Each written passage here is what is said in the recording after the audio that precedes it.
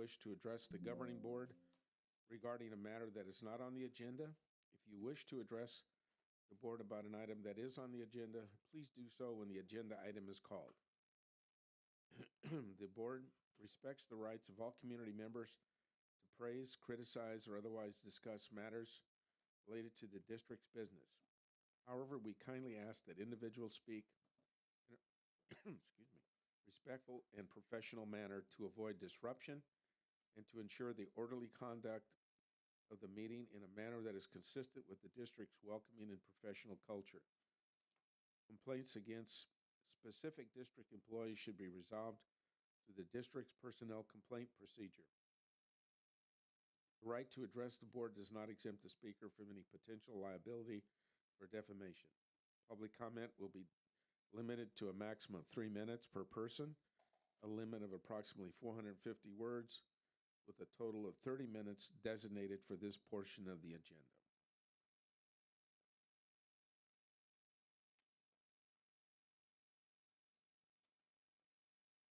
Mr. Manakia?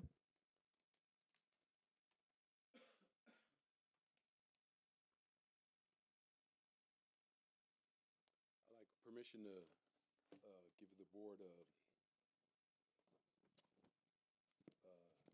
each thing.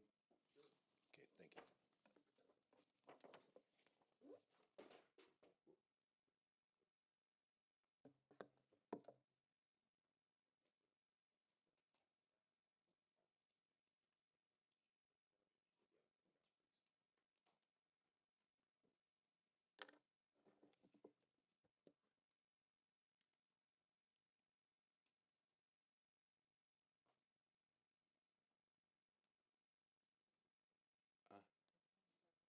Oh, is it starting it? Oh, wait. Me walking up there starts my time? Yeah, it's 2:27. I see up here. So, I mean, I won't go over it. Is it this will be?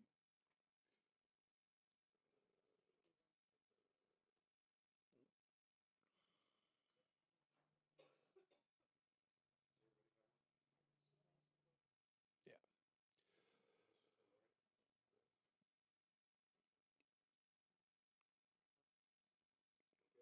Okay. All right. TUSD board. It's like once again, I am up here and I am preaching to you guys about the violation of SRO.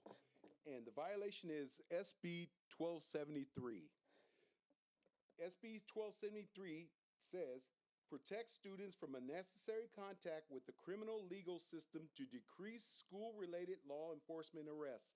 On May 2nd of this year, my granddaughter, not my grandson, my granddaughter was arrested by your SRO over there at the junior high school.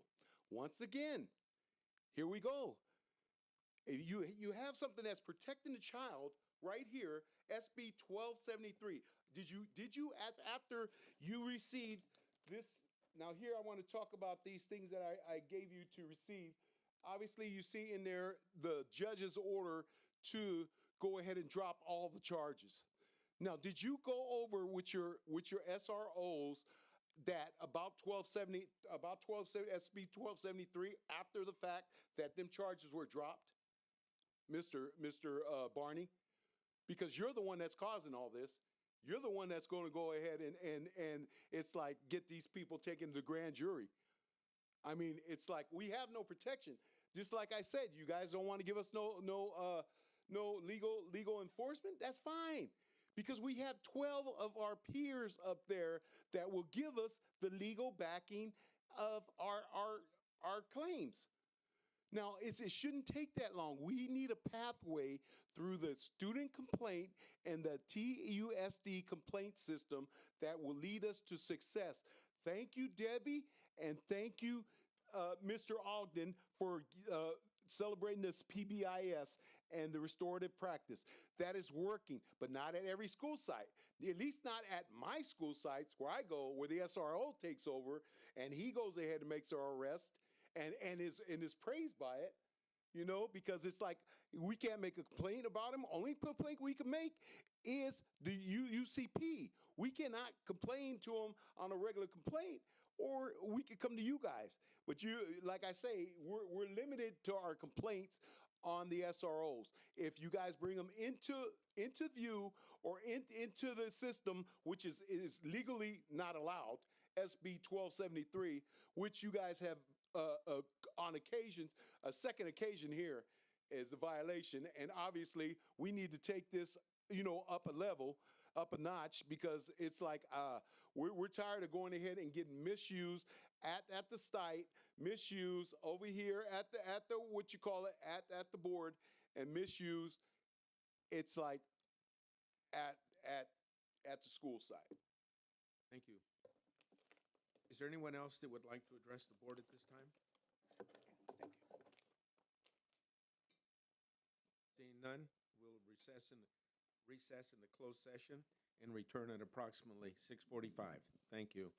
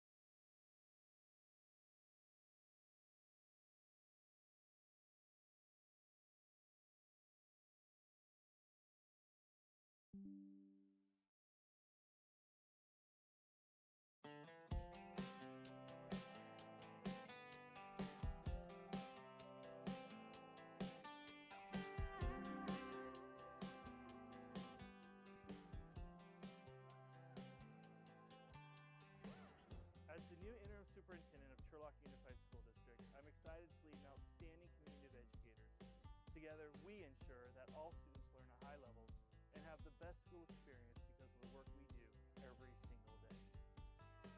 We lead with our strength. We get kids to school safely. We serve nutritious meals. We keep our schools safe and clean. We keep our schools running. We protect our schools And connect with kids. We take care of families. We help our students learn. We teach scholars to observe.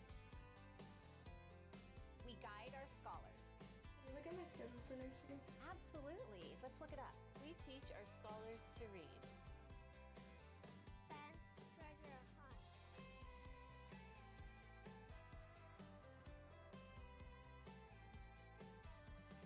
Nosotros les enseñamos a leer a nuestros estudiantes en español. ¿Podemos tener una mascota?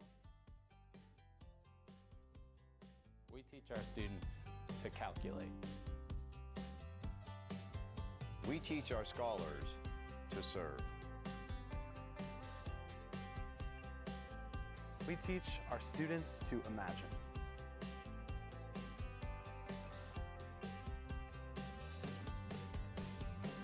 We are building the next generation of leaders. We prepare our students for the real world.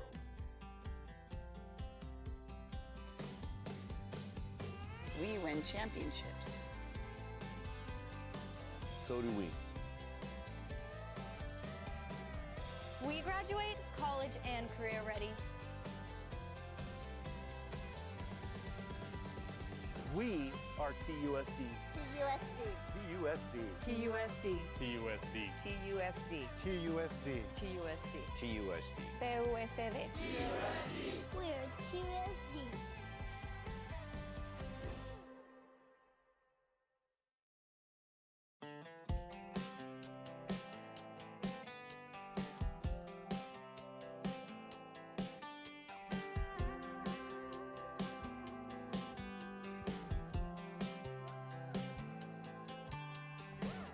As the new interim superintendent of Turlock Unified School District, I'm excited to lead an outstanding community of educators.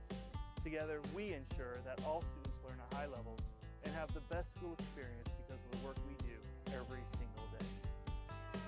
We lead with our strength. We get kids to school safely. We serve nutritious meals. We keep our schools safe and clean. We keep our schools running. We protect our schools. And connect with kids. We take care of families. We help our students learn. We teach scholars to observe. We guide our scholars. Can you look at my schedule for next year? Absolutely. Let's look it up. We teach our scholars to read. Ben's treasure hunt.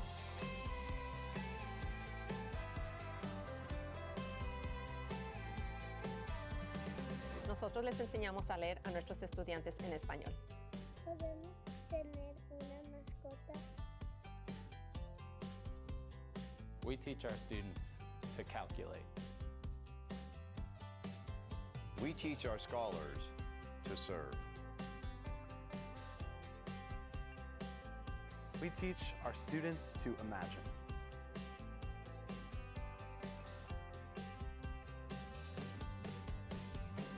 We are building the next generation of leaders. We prepare our students for the real world.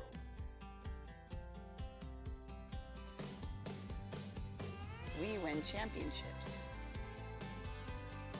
So do we. We graduate college and career ready. We are TUSD.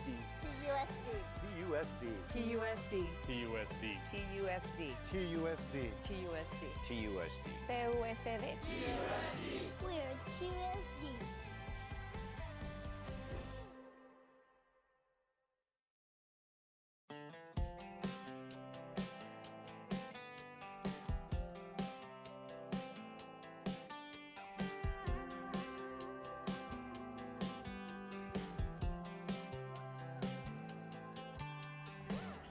As the new interim superintendent of Turlock Unified School District, I'm excited to lead an outstanding community of educators.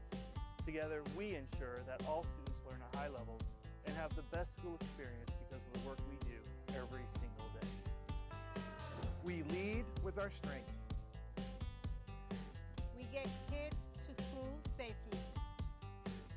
We serve nutritious meals. We keep our schools safe and clean. We keep our schools running. We protect our schools And connect with kids. We take care of families. We help our students learn. We teach scholars to observe. We guide our scholars. Can you look at my schedule for next year?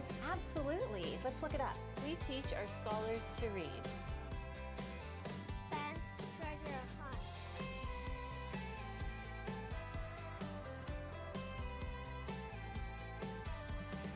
Nosotros les enseñamos a leer a nuestros estudiantes en español. ¿Podemos tener una mascota? We teach our students to calculate. We teach our scholars to serve. We teach our students to imagine.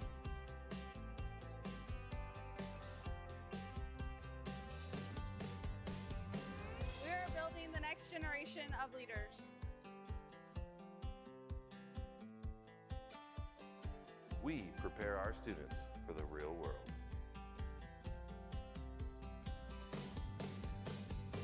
We win championships. So do we. We graduate college and career ready. We are TUSD. TUSD. TUSD. TUSD. TUSD. TUSD. QUSD. TUSD. TUSD. TUSD. We're QSD.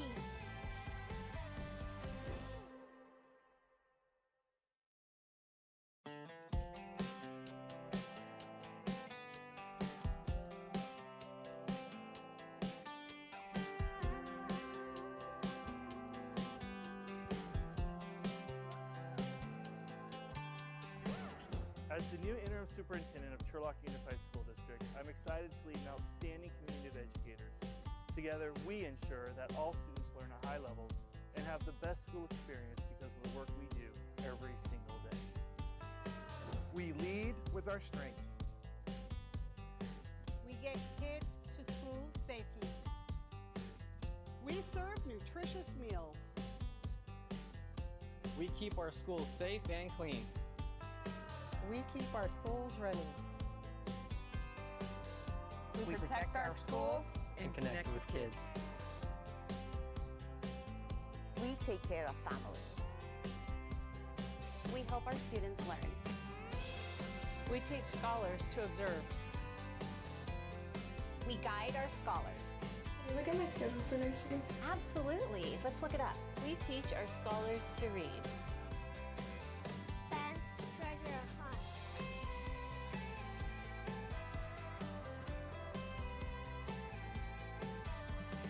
Nosotros les enseñamos a leer a nuestros estudiantes en español. ¿Podemos tener una mascota? We teach our students to calculate. We teach our scholars to serve. We teach our students to imagine.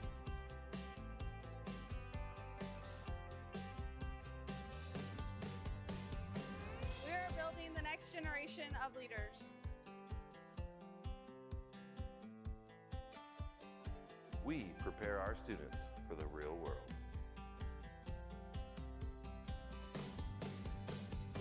We win championships. So do we. We graduate college and career ready. We are TUSD. TUSD. TUSD. TUSD. TUSD. TUSD. QUSD. TUSD. TUSD. PUSD. We're QSD.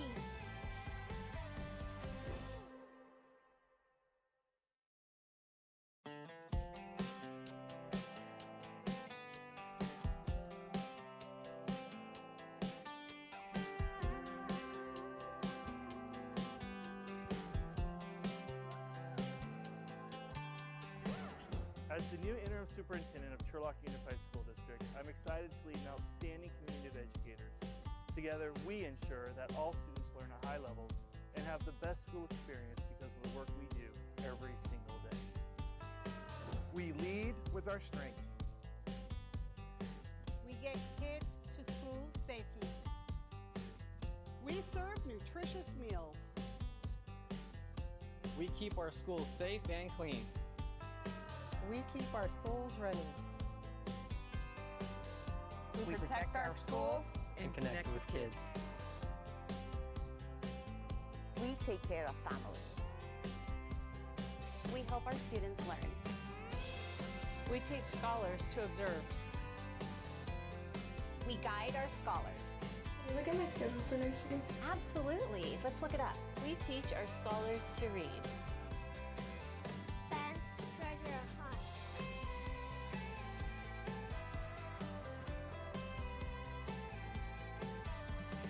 Nosotros les enseñamos a leer a nuestros estudiantes en español.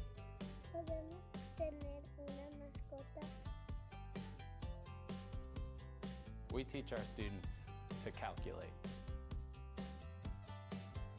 We teach our scholars to serve. We teach our students to imagine.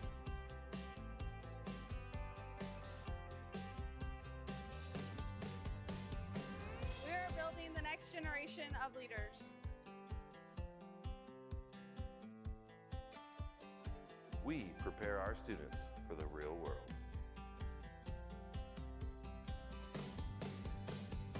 We win championships. So do we. We graduate college and career ready. We are TUSD. TUSD. TUSD. TUSD. TUSD. TUSD. QUSD. TUSD. TUSD. PUSD. We're QSD.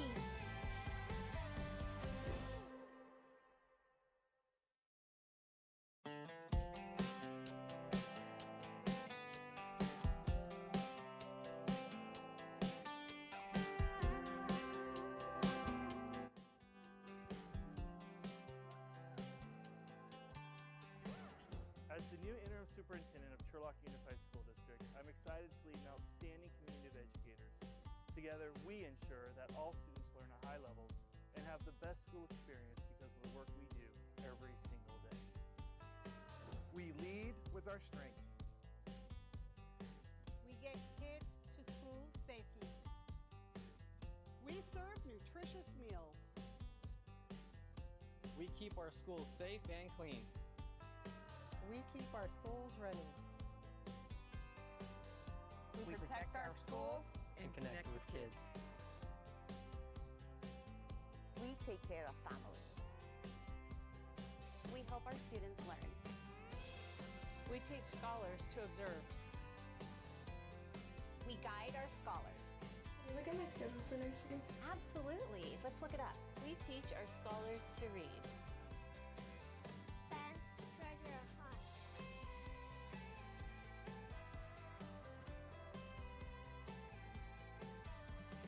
Nosotros les enseñamos a leer a nuestros estudiantes en español. Podemos tener una mascota. We teach our students to calculate. We teach our scholars to serve. We teach our students to imagine.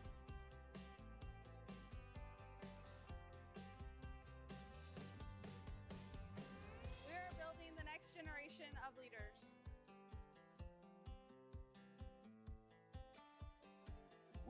prepare our students for the real world.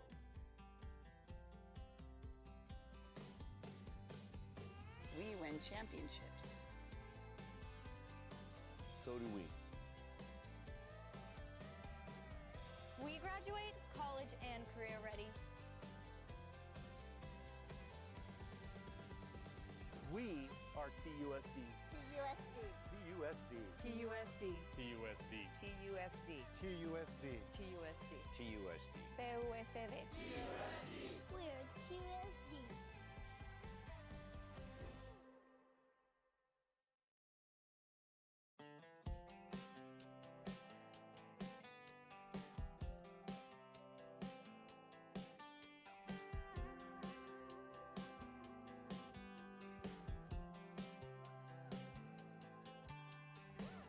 As the new interim superintendent of Turlock Unified School District, I'm excited to lead an outstanding community of educators. Together, we ensure that all students learn at high levels and have the best school experience because of the work we do every single day. We lead with our strengths. We get kids to school safely. We serve nutritious meals. We keep our schools safe and clean. We keep our schools running. We protect our schools And connect with kids. We take care of families. We help our students learn. We teach scholars to observe. We guide our scholars. Can you look at my schedule for next year? Absolutely. Let's look it up. We teach our scholars to read. Best treasure hunt.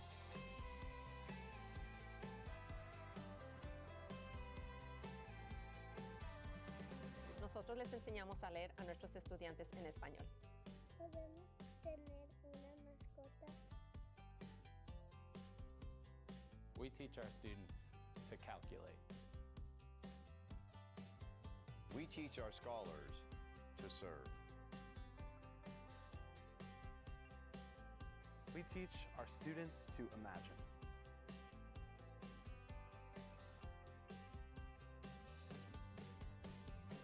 We are building the next generation of leaders.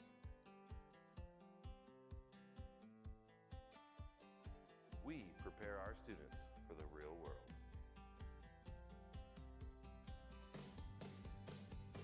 We win championships. So do we. We graduate college and career ready.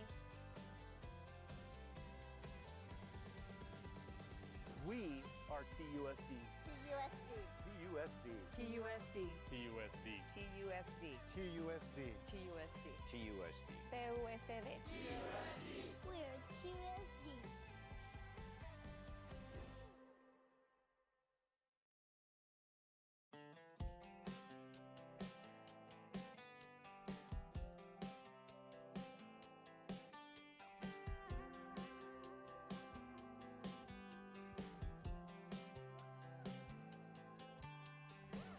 As the new interim superintendent of Turlock Unified School District, I'm excited to lead an outstanding community of educators. Together, we ensure that all students learn at high levels and have the best school experience because of the work we do every single day. We lead with our strengths. We get kids to school safely. We serve nutritious meals. We keep our schools safe and clean. We keep our schools running. We protect our schools. And connect with kids. We take care of families. We help our students learn. We teach scholars to observe. We guide our scholars. Can you look at my schedule for next year? Absolutely. Let's look it up. We teach our scholars to read. Best treasure hunt.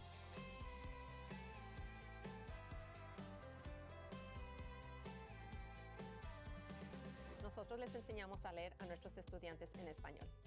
¿Podemos tener una mascota? We teach our students to calculate. We teach our scholars to serve.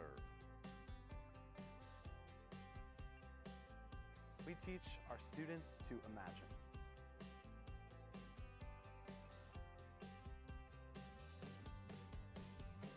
We are building the next generation of leaders.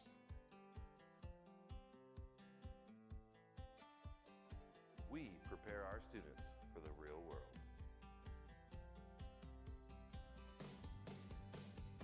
We win championships. So do we. We graduate college and career ready. We are TUSD. TUSD. USD. TUSD. TUSD. TUSD. USD. TUSD. TUSD. PUSD. We're QSD.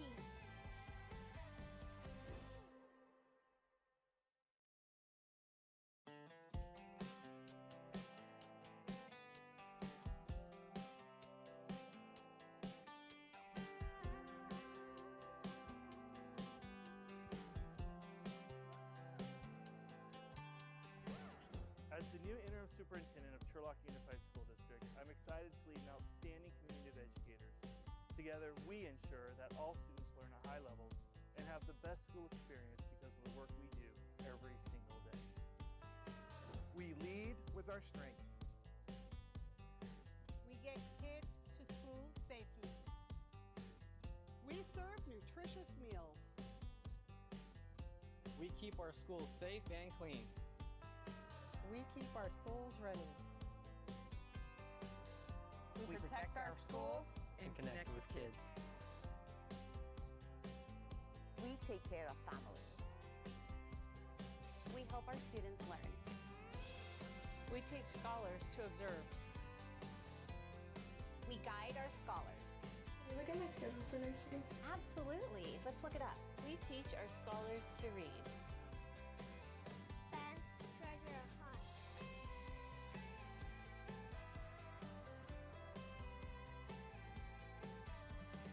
Nosotros les enseñamos a leer a nuestros estudiantes en español.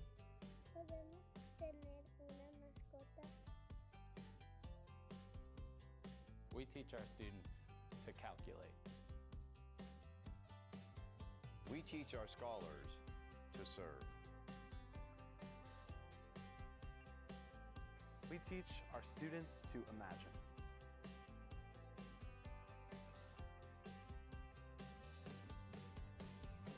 We are building the next generation of leaders.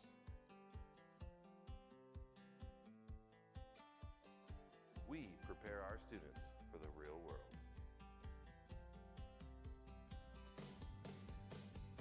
We win championships. So do we. We graduate college and career ready. We are TUSD. TUSD. USD. TUSD. TUSD. TUSD. USD. TUSD. TUSD. PUSD. We're QSD.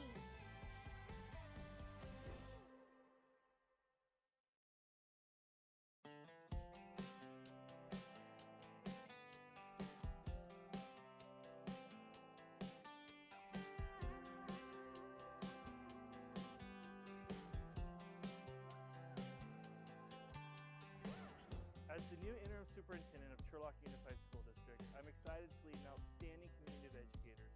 Together, we ensure that all students learn at high levels and have the best school experience because of the work we do every single day. We lead with our strengths. We get kids to school safely. We serve nutritious meals. We keep our schools safe and clean. We keep our schools running. We protect our schools. And connect with kids. We take care of families. We help our students learn. We teach scholars to observe. We guide our scholars. Can you look at my schedule for next year? Absolutely. Let's look it up. We teach our scholars to read. Ben's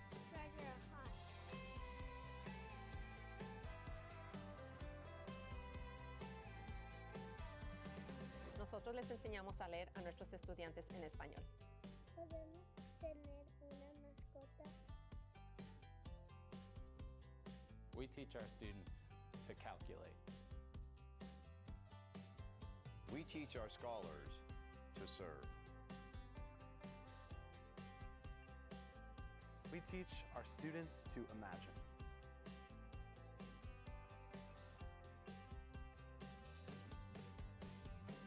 We are building the next generation of leaders.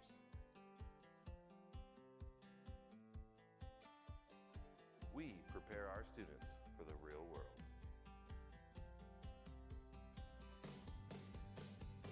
We win championships.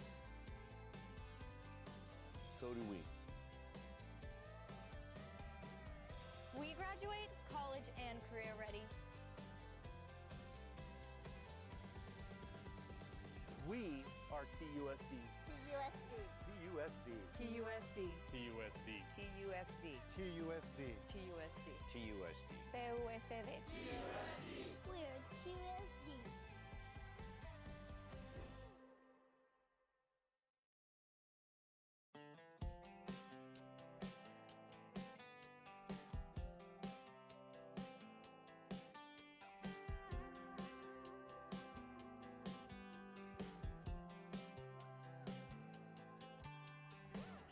As the new interim superintendent of Turlock Unified School District, I'm excited to lead an outstanding community of educators.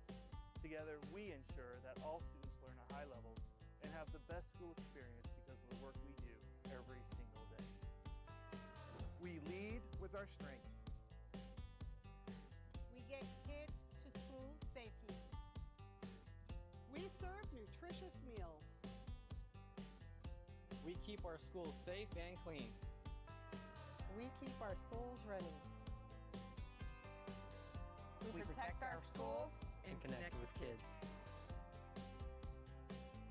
We take care of families. We help our students learn. We teach scholars to observe. We guide our scholars. Can you look at my schedule for next week? Absolutely. Let's look it up. We teach our scholars to read. Best treasure hunt.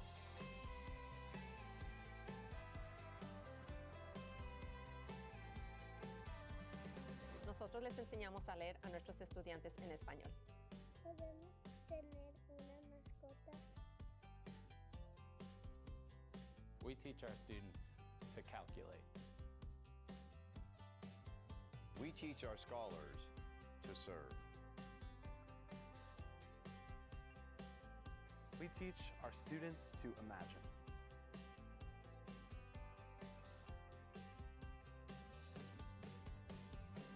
We are building the next generation of leaders.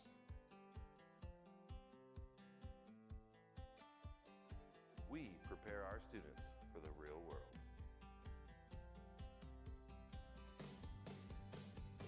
We win championships. So do we. We graduate college and career ready. We are TUSD. TUSD. TUSD. TUSD. TUSD. TUSD. QUSD. TUSD. TUSD. PUSD. We're QSD.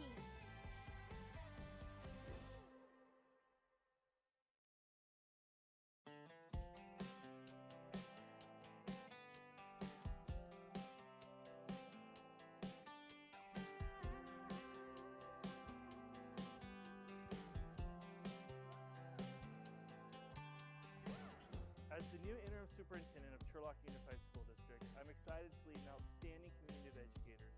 Together, we ensure that all students learn at high levels and have the best school experience because of the work we do every single day. We lead with our strengths. We get kids to school safely. We serve nutritious meals. We keep our schools safe and clean. We keep our schools running. We protect our schools. And connect with kids. We take care of families. We help our students learn.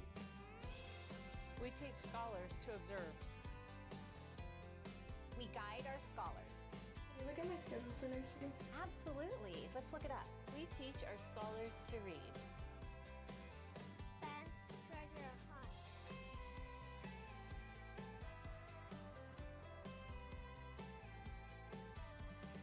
Nosotros les enseñamos a leer a nuestros estudiantes en español. ¿Podemos tener una mascota? We teach our students to calculate. We teach our scholars to serve. We teach our students to imagine.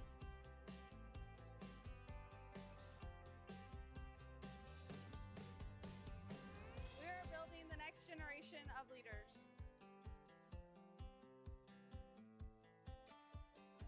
We prepare our students for the real world.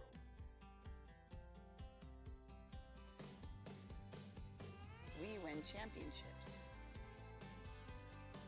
So do we.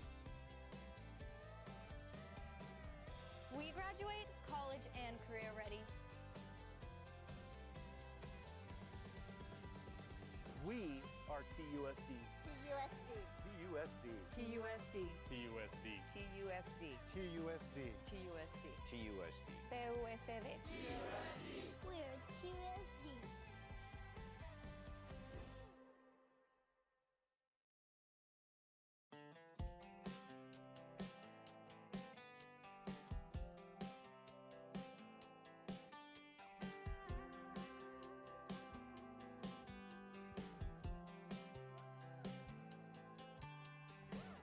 As the new interim superintendent of Turlock Unified School District, I'm excited to lead an outstanding community of educators. Together, we ensure that all students learn at high levels and have the best school experience because of the work we do every single day. We lead with our strengths. We get kids to school safely. We serve nutritious meals. We keep our schools safe and clean. We keep our schools running. We protect our schools. And connect with kids. We take care of families. We help our students learn. We teach scholars to observe. We guide our scholars. Can you look at my schedule for next year? Absolutely. Let's look it up. We teach our scholars to read. Best treasure hunt.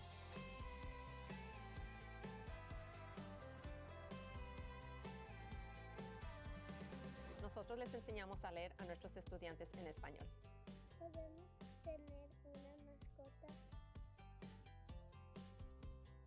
We teach our students to calculate. We teach our scholars to serve. We teach our students to imagine.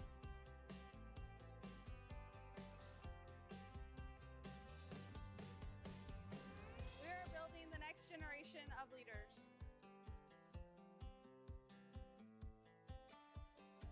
We prepare our students for the real world.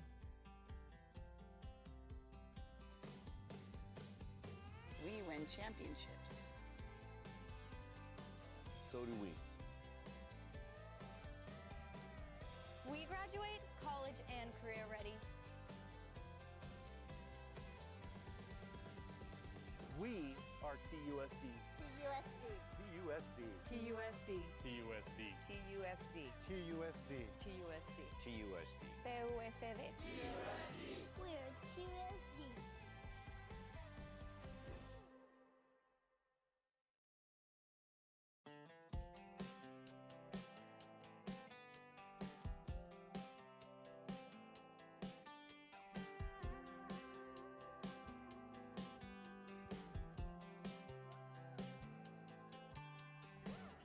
As the new interim superintendent of Turlock Unified School District, I'm excited to lead an outstanding community of educators.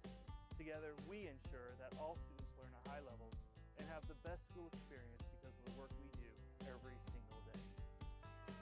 We lead with our strengths. We get kids to school safely. nutritious meals. We keep our schools safe and clean. We keep our schools running. We protect our schools and connect with kids. We take care of families. We help our students learn. We teach scholars to observe. We guide our scholars. Can you look at my schedule for next week? Absolutely. Let's look it up. We teach our scholars to read. Best treasure hunt.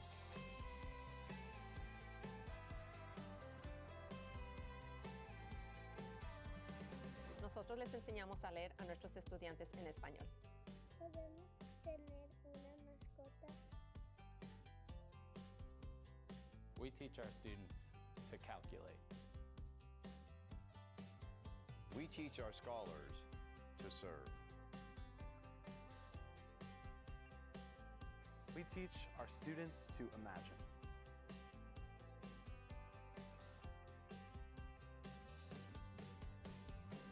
We are building the next generation of leaders.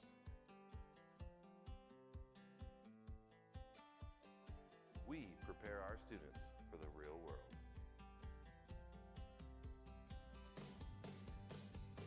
We win championships. So do we.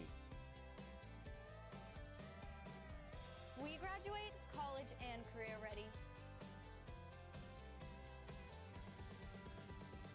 We are TUSD. TUSD. TUSD.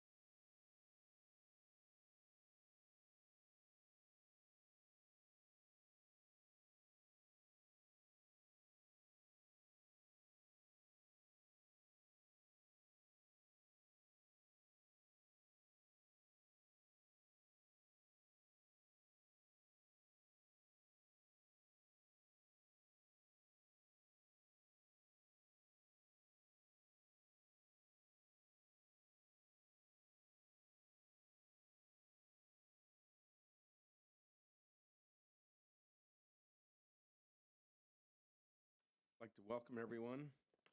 Call this meeting back to order. Report out, no action was taken.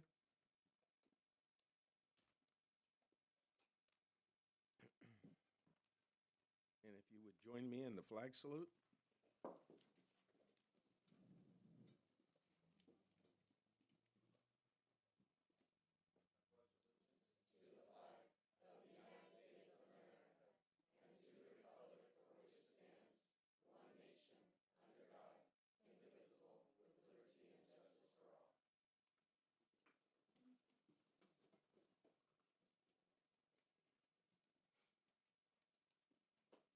Ms. Martinez, if you would handle the beliefs and mission.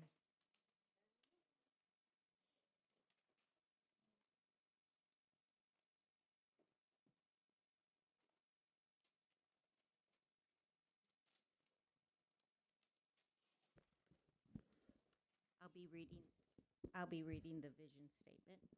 All students will become self-motivated, responsible citizens who graduate from college and career ready.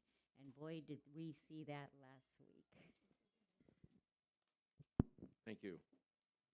Let the roll call show that all board members are present. At this time, if we can have a motion to approve the agenda. I motion to approve the agenda. Second. It's been moved and seconded to approve the agenda. This is a roll call vote. Ms. Carlson? Aye. Ms. Jackson? Aye. Ms. Amy? Aye. Ms. Martinez? Aye. Ms. Ramirez? Aye. Mr. Shields? Aye. And the board president votes aye, and the motion carries to approve the agenda. Next is the superintendent's report. Superintendent Laddick.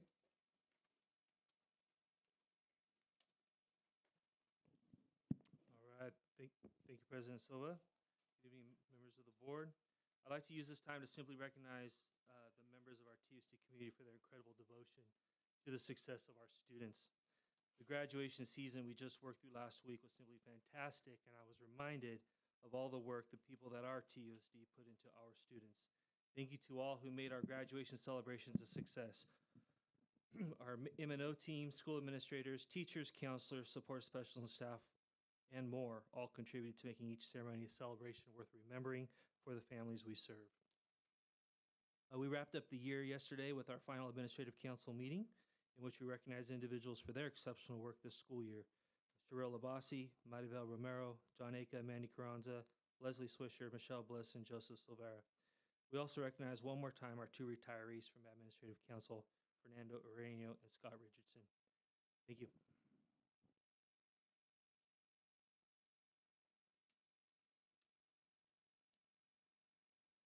Thank you, Superintendent Laddick. Communications at this point, I believe there's no staff reports. Announcements. June 17th will be our next board meeting. At this time, we'll have the consent calendar. Are any questions or comments about the consent calendar of the board? Are there any comments or questions from the public about the consent calendar? If not, could I have a motion to accept it? So moved. It has been properly moved and seconded to approve the consent calendar. This is a roll call vote. Ms. Carlson? Aye. Ms. Jackson? Aye. Ms. Amy? Aye. Ms. Martinez? Aye. Ms. Ramirez? Aye. Mr. Shields? Aye. And board president votes aye. Motion to approve the consent calendar is passed. Next, under finance and accountability, item 31. Ms. Bettencourt. Yes. Good evening, President Silva, members of the board, and David. Tonight, I'm here to present information regarding the 25-26 Local Control Accountability Plan, or LCAP, followed by a public hearing. Just as a reminder, I will be specifically referring to the district's LCAP process and plan, and after my presentation, Gabe Ontiveros will be presenting information specific to Academy's LCAP. So the required components of the 25-26 LCAP are listed here. I'll go into detail about the first three items that are on there. As far as the bottom three items, instructions are required to be included in the LCAP so that all educational partners can review more detailed information about the requirements and the prompts of the LCAP. The 25-26 budget is going to be presented after Gabe's Academy LCAP presentation, and the local indicators are going to be presented at the next board meeting. So the budget overview for parents is a required template which populates these graphs and most of the wording to explain our total expected revenue and breakdown of LCFF funds. Also, how much of our overall expenditures are within the LCAP, and a description of the expenditures that are not included in the LCAP. Additionally, in this section, there is a portion for what they refer to as high needs students. I will be honest in the fact that I don't know why they refer to them as high needs in this one section, and everywhere else they're referred to as our unduplicated students, but they are the same group of people. So those are our students that are English learners, foster youth, or low income. This also shows our supplemental and concentration grant funding and a description of the actions and services to meet the needs of these students. As a reminder, an action can only count as contributing to increase or improved services for unduplicated students if LCFF funding is used. So as you can see from this graph, TUSD has about $35.8 million in supplemental and concentration grant revenue and about $58 million in expenditures that are budgeted within the LCAP process. The 25-26 template is comprised of many components, and so I have listed the beginning page numbers of each section for your reference. General information contains a description of the district, the schools, and the students. The Reflections Annual Performance section addresses work completed to address school and student groups who received the lowest performance level on one or more of the state indicators on the 2023 dashboard and on the 2024 dashboard.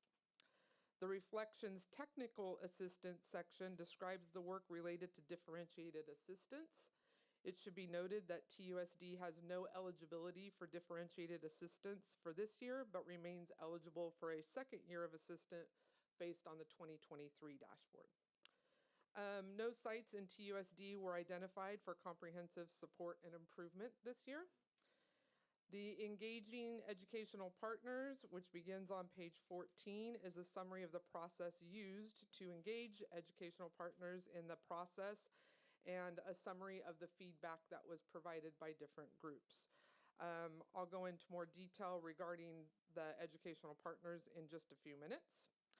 And then really the meat of the plan is the goals and actions, which begin on page 17.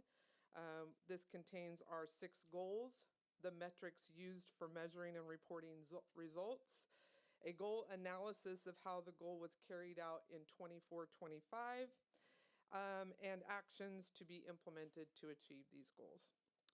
The increased or improved services describe how contributing actions are effective in meeting the goals for our unduplicated students. And then lastly, on page 107, start our expenditure and action tables. So in terms of engaging educational partners, our LCAP steering committee started off the process by meeting in the beginning of January. Our LCAP cohort followed up by meeting 3 additional times in February, March, and April. However, those people that know me know that I can turn any meeting into an LCAP meeting. So I will just say that we also have input regarding actions throughout the entire year in the form of staff and department meetings, certificated and classified forums, the superintendent's advisory council, our ELAC and DLAC meetings, our surveys, and you would be surprised how many times I just receive random emails with whatever thought popped into that person's head at the moment, and I just collect it all to share with our cohort at the appropriate time. So our LCAP steering committee is comprised of 46 TUSD staff members. We really work hard to try to represent a balance of all of the sites and programs to make sure that everybody is represented, as well as 10 parent, student, and community representatives on our steering committee.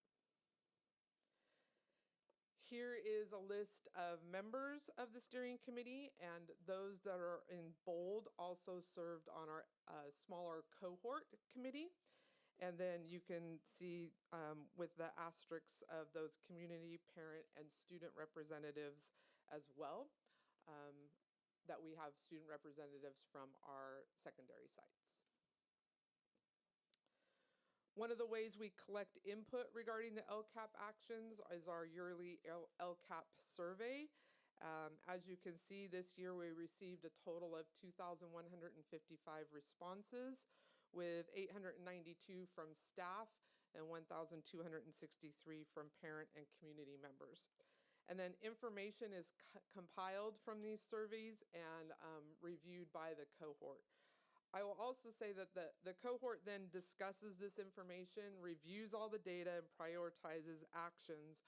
But a lot of times in these surveys, we receive information that really pertains to site-based work as opposed to our district-wide plan.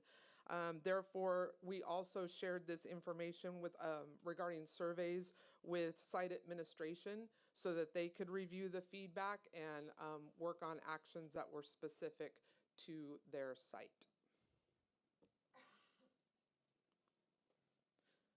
Whoops, sorry.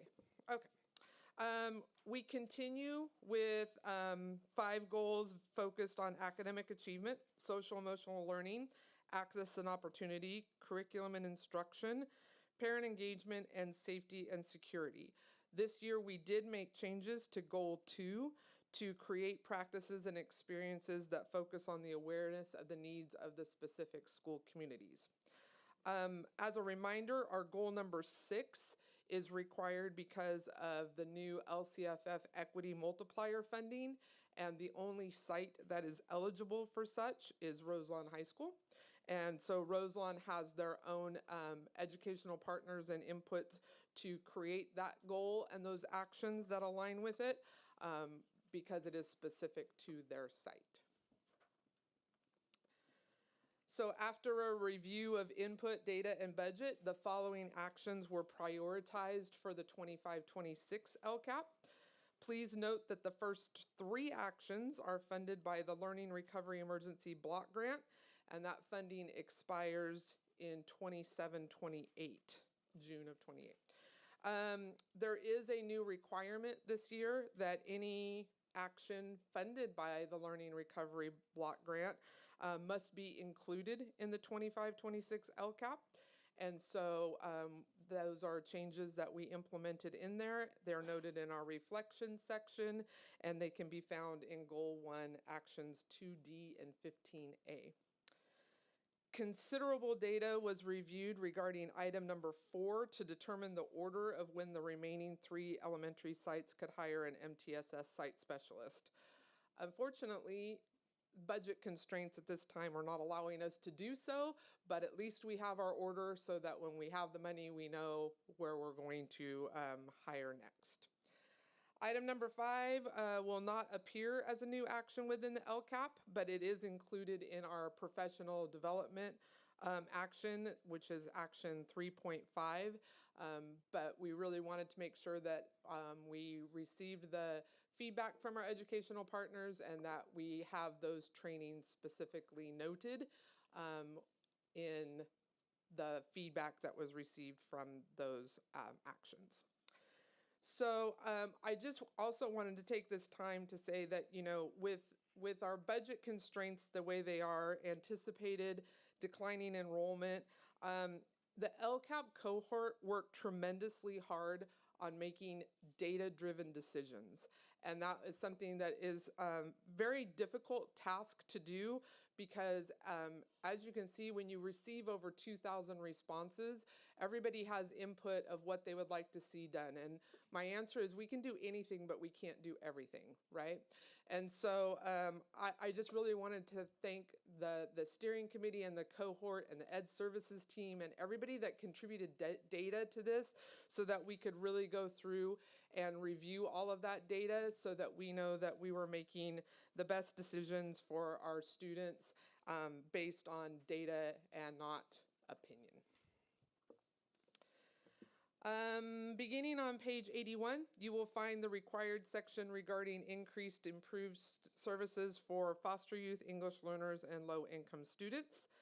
As I mentioned before, we're expected to receive approximately $35.8 million in supplemental and concentration grant funds, which are allocated based on our unduplicated student count. Following this chart, there are detailed descriptions on how each contributing action is meeting the needs of such students and how those are effective in meeting the goals of our LCAP. In the last several years, the amount of concentration grant funding changed from 50% to 65% of the adjusted base grant. And with this increased funding came a new requirement that the district plan for how the additional concentration grant funding will be used to increase the number of staff providing services to students at schools that have an unduplicated pupil percentage higher than 55%. So as you can see from this chart, all of our schools within TUSD have an unduplicated pupil percentage higher than 55%, with the exception of Walnut, and that is at 44.9%. Therefore, when we go through planning our actions and expenditures, Walnut may not receive some of the staffing as our other sites do. And one of our latest examples of that was when we hired community liaisons, that there was not a full-time community liaison at Walnut because of this required rule.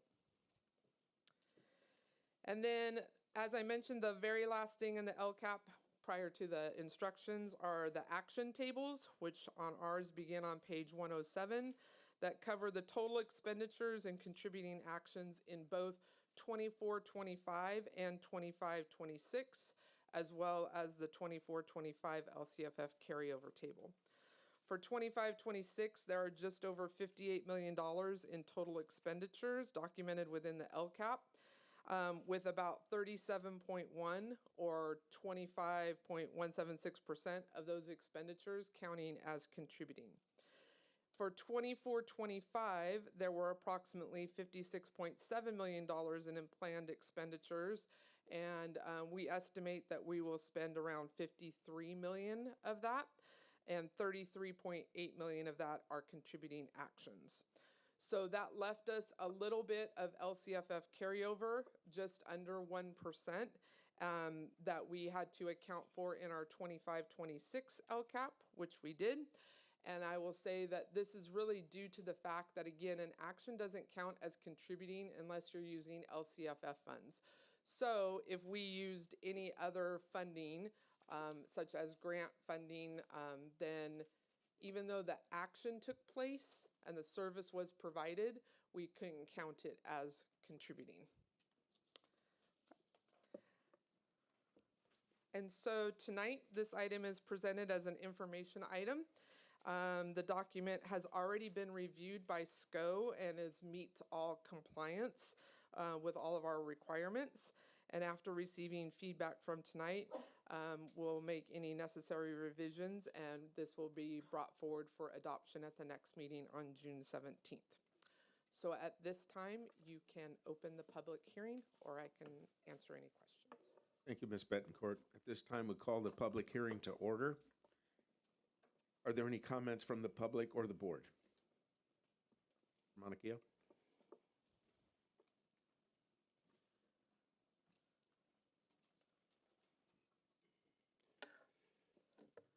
Good evening, board. Yes, I'm here.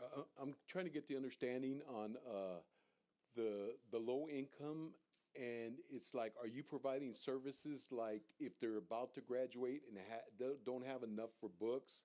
Are you providing them services, or is this just books and whatever? So, well, first of all of our books are provided for our students in our classes, right. But we get additional funding based on whether you're an unduplicated student. So if you're an English learner or a foster youth or a low-income student, and even if you're all three, you only count as one, right? That's what it means by unduplicated. We get additional funding based on that.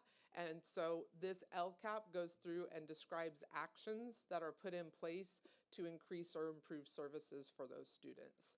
But what I'm talking about is a specific type of student, a student that is graduating and needs the funding for, to pay for his books or to pay for any services that he is needed to, like they won't graduate, they won't get their diploma if they don't have the funding, and they qualify under low income. So it's like, could they come to you and ask you for, I mean, not you specifically, I mean the whole group, and ask them, could they come, and ask for them to pay the services if they owe for books or if they owe for, different types of things. Yeah, I'm not exactly sure what you're meaning by paying for books, because we do provide books for that, but no, they do. I mean, if they lose a book.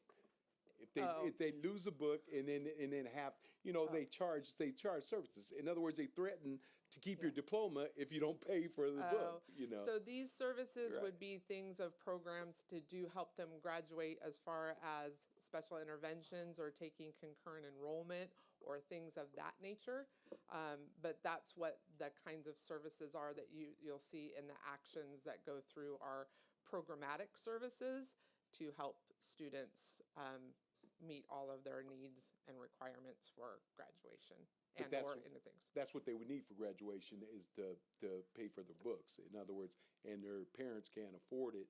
So we were saying that if we could come up with a program that would help the low income as they're graduating, if they need to pay for their books, and I mean, you guys will come up with it from the 35 million. I mean, that's a whole lot of money, and you're talking about maybe $200 per student, or maybe you could make a agreement to what you want to cap it as. But it's like something should come out that money just in case they're being threatened. I mean, not threatened. I'm just saying have action not to get their diploma if they don't pay the fees. So, yeah. That's all. So you're saying, just for clarity's sake here, so if something were to happen to their book, they lost their book or they lost their Chromebook, right, and then they're gonna have their diploma withheld until they pay for the replacement. That's what you're asking for, right? Right. Not, that if there's services for that. Right. Okay. Yeah. No, we do have policy that governs that, what we do pay for, but we can look at that for sure. Okay. I just want to know if it falls under this low income process. Sure. There is not a specific action in the LCAP that we have put aside funds to help pay for fines. That I will say that doesn't mean that, again, we can't look into stuff, but I will tell you currently that does not exist.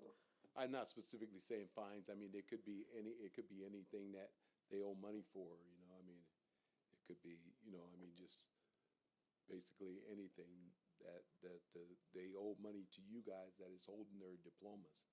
But if that, doesn't.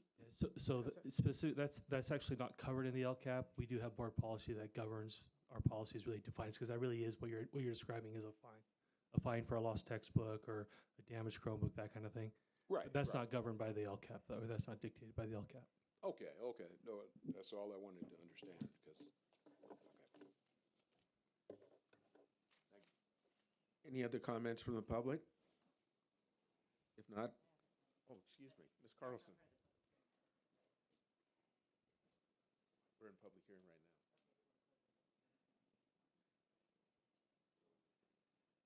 I close the public hearing at this time. Ms. Carlson. Ms. Betancourt, I just want to thank you for this work because I know it's a mammoth undertaking and it's your, I don't know how many years in a row of leading the process for us. And I want to say that my favorite word in it is that it's a local control accountability plan. And I so appreciate the requirement to report back, this was our goal and we kind of didn't meet it. We fell a little bit short here. We were hoping for, 7% increase and we hit 4.5% increase. It's just so clear in the way it's laid out. And so, and a lot of times we are meeting our targets. And so anyway, I know it's a big document to read through, but it really gives such good information about the state of our educational system and what we're trying to do in Turlock. And so thank you for leading the process and for the clear presentation. Thank you. Thank you, Ms. Betancourt. Ms. Martinez? Right here where it says budget overview for parents, yes. And then you mentioned high needs. Would that be different from at-risk students? Because I know that we're in question at the DOJ in Washington as far as our title is going, so I'm trying to defer high needs for the EL foster low income versus the at-risk. Are they deferring differences now? Yes, they are different. So again, this one section in the budget overview for parents, in all the rest of the document, they refer to them as unduplicated students. But for some reason, in this one section, the template refers to that same exact population as high needs students. Because again, you're given supplemental and concentration grant funding based on that specific student population. And these are the actions that go through and say what you're going to do to help increase or improve services for that specific student population, or that at least it was based on that premise of it. So I don't know why they use the words high needs in this one instance as opposed to the rest of the time, but that's how it was built into the template. But I would just say replace those words high needs with unduplicated students. Thank you. I'm going to look into that. Sure. Are we good? Yes. Thank you, Ms. Betancourt, for the fine information. Next item, item 32, Mr. Ontiveros.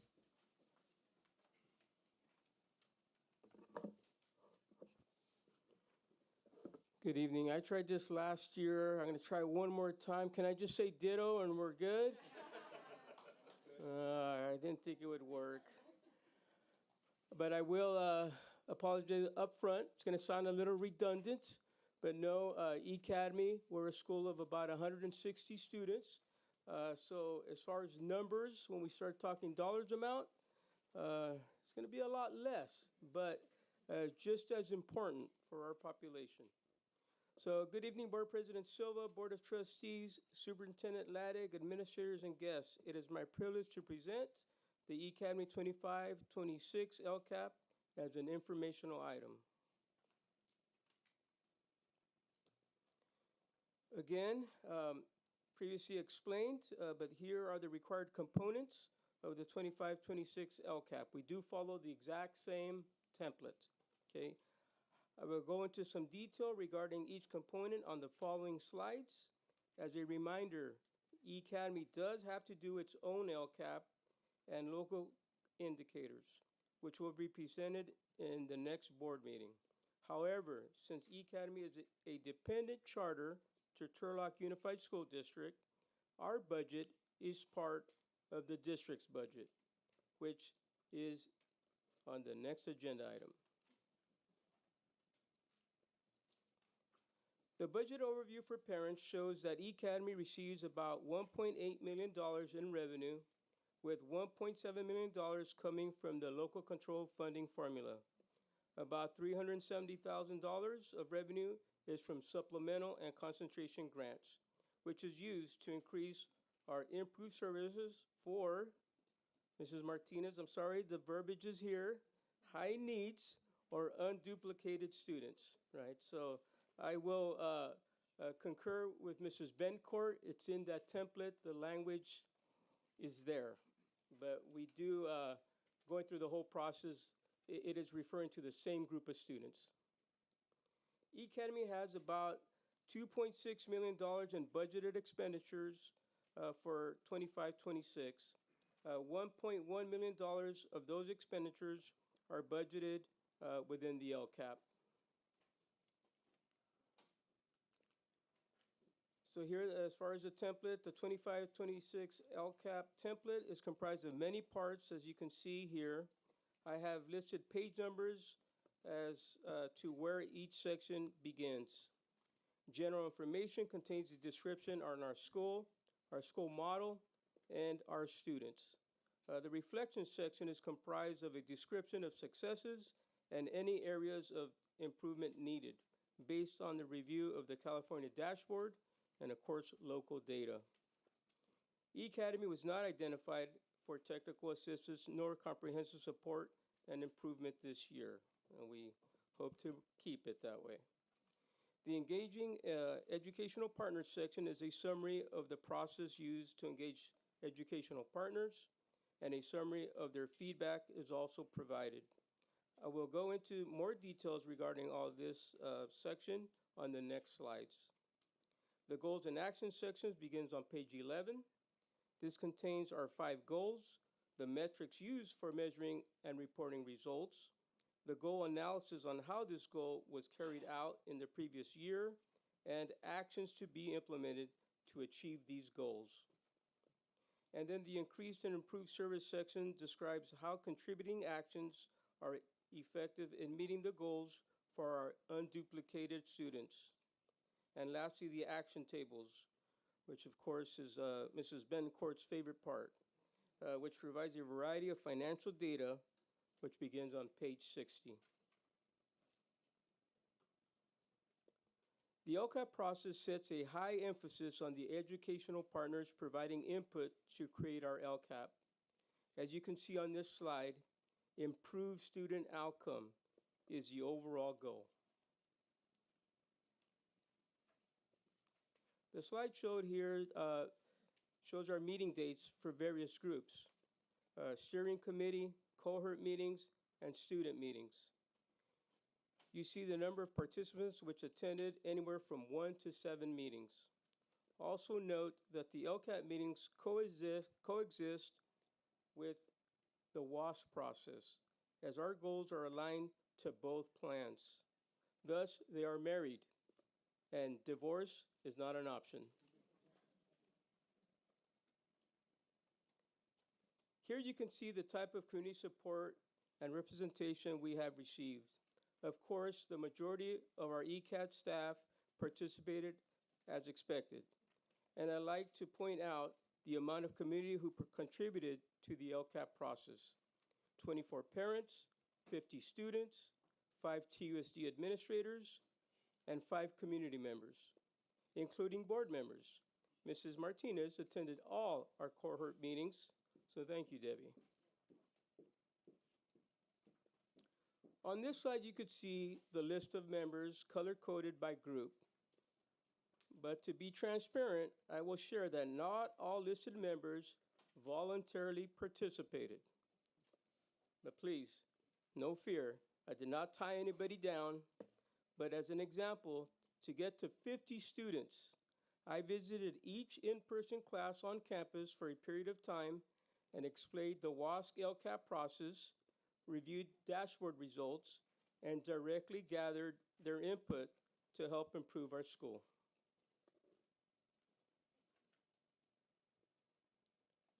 One of the ways we collect input regarding the LCAP, of course, is our yearly LCAP survey. This year, we received a total of 102 responses, 94 student, 17 parent, and 11 staff responses. The cohort then discusses the information collected from all these surveys, plus, of course, all the direct feedback we have received from group meetings, reviews all the data, and then prioritizes actions. We continue with these 5 goals: academic achievement, school climate and social emotional learning, curriculum and instruction, parent engagement, and safety and security. They are very similar, of course, to Turlock Unified's LCAP goals, but they are not identical. One of the outcomes from the LCAP process is to prioritize our actions moving forward. You can see here 8 actions have been prioritized for 25-26.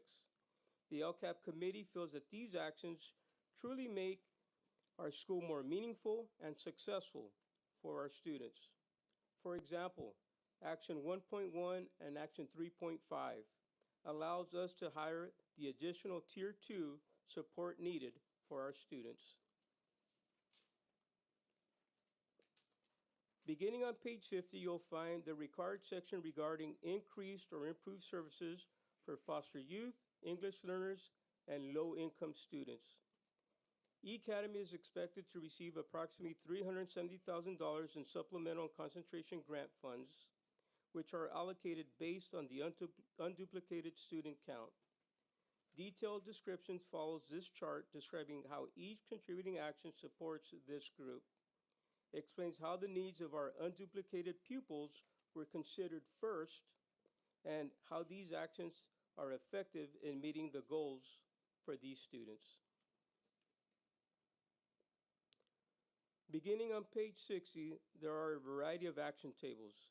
The action tables cover total expenditures and contributing actions in both 24-25, 25-26, as well as the 24-25 local control funding formula carryover table. These expenditures also align with the information presented in the budget overview for parents. For 25-26, there are approximately $1.1 million in total expenditures documented in the LCAP, with about $780,000, or about 55% of those expenditures counting as contributing.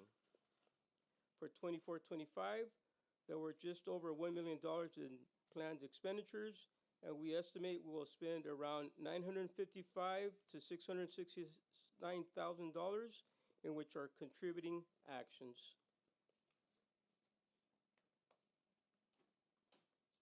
So this is presented as an informational item for public hearing. After receiving comments tonight, as well as additional feedback from the Stanislaus County Office of Education, we will make necessary revisions on the LCAP and bring it forward for adoption on June 17th. May I answer any questions? Thank you, Mr. Ontiveros. We'll call this public hearing to order. Are there any comments from the public on this matter?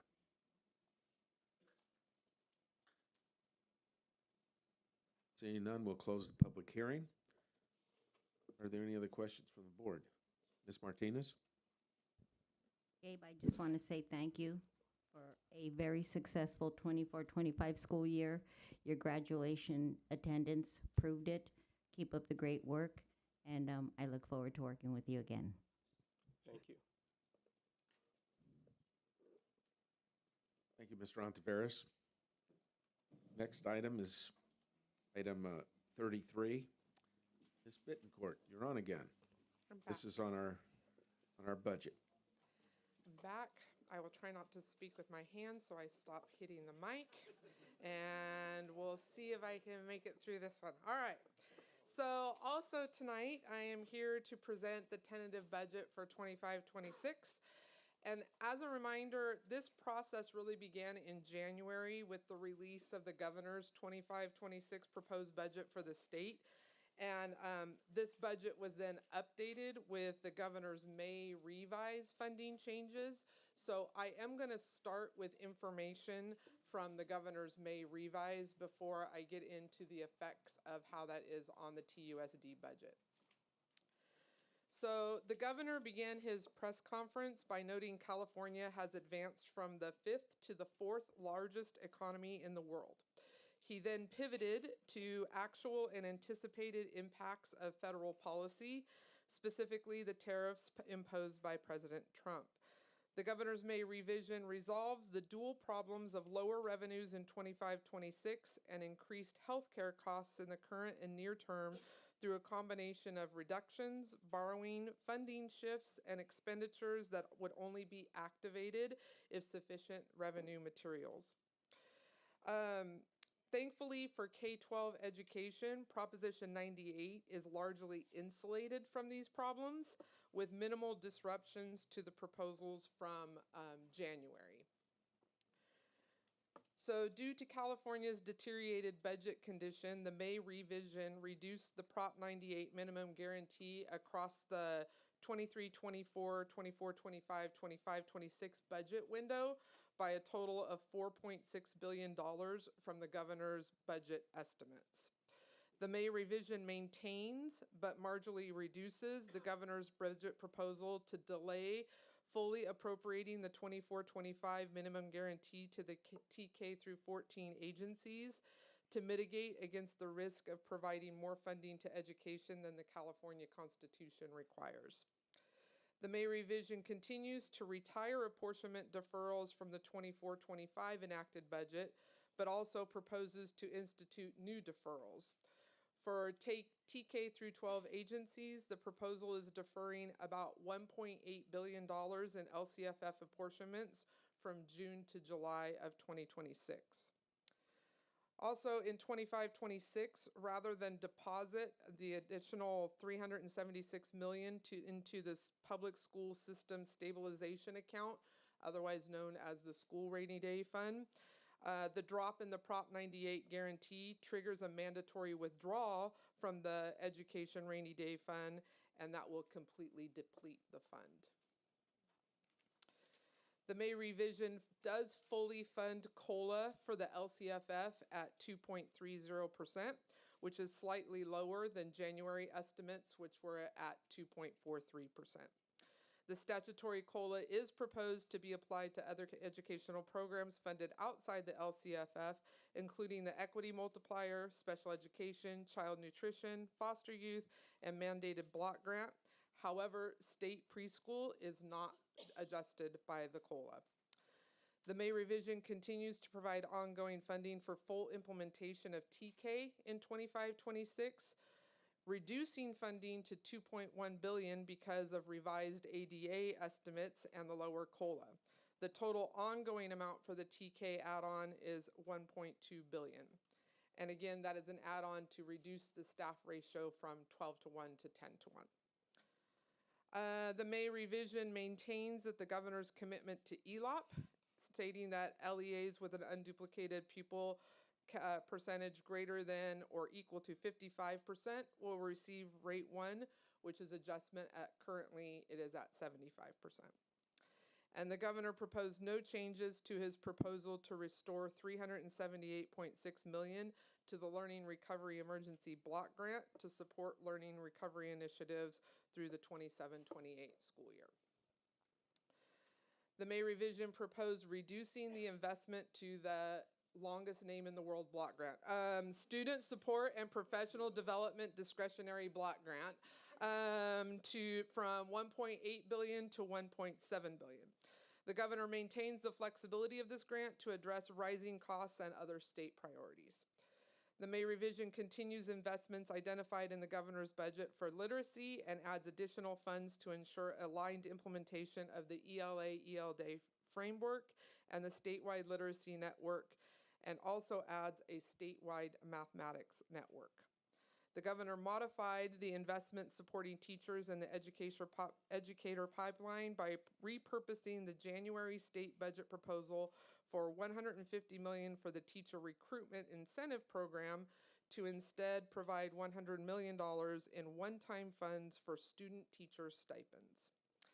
The administration remains committed to fully funding universal meals and is proposing $90.7 million in additional funding to fully fund universal meal programs in 25-26. The governor either eliminated or reduced his January proposals regarding the master plan for career education, which included no interagency council, reduces expansion of regional coordination models, reduces the career passport proposal, and reduces credit for prior learning proposal. And the May revise included 2 proposals that would impact facilities funding. First, it proposed the reversion of unallocated school facility program funding, which was made available through August of 2025 on an as-needed basis for LEAs that were impacted by the fires in Southern California, noting that they may not be able to use these funds by the deadline. Second, the May revision proposed new language that would allow school districts to apply for hardship assistance in cases of extraordinary circumstances if they can demonstrate the circumstances are beyond their control and excessive costs would need to be incurred in the construction of school facilities. Again, a lot of that was just based on the fires in Southern California. And although not part of the May revise, because this is not part of the state budget, but it's very important to note the proposal for the 2026 federal budget. And although Title I and special education funding are proposed to be maintained, President Trump did propose to eliminate adult education and Title III funding, which would have a direct impact on Turlock Unified School District. As you know, our adult education program is quite large and very successful here, and it runs on federal funding. So without it, that would put that program completely in jeopardy. Additionally, our Title III funds are used to support English language learners, and we currently fund district ELD teachers and paras from such, which again would be affected by the elimination of this program. And then based on the advice of all of the consultants and school services, everybody basically says budget, though, as it's going. Remember, these are all proposals. Nothing has been approved at this time. So we budget as we always do. And the only thing that we really put in our assumptions is the fact that he would fully fund COLA at 2.3%. So with that update of the May revise, this is how it affects our TUSD budget. So we are projecting revenue of about $243.9 million for 25-26. As a reminder, our general fund revenue comes from 3 major sources: the state government, the federal government, and local sources. A majority of our revenue, or approximately 78%, comes from the local control funding formula, which I will go into more detail about in just a minute. Our federal revenue is our Title I through IV programs, specific grants. Our other state revenue is special education, lottery, and some other specific one-time grants. that are used for special purposes or targeted for specific groups. They are mostly restricted funds and can only be used for the purpose for which they were awarded.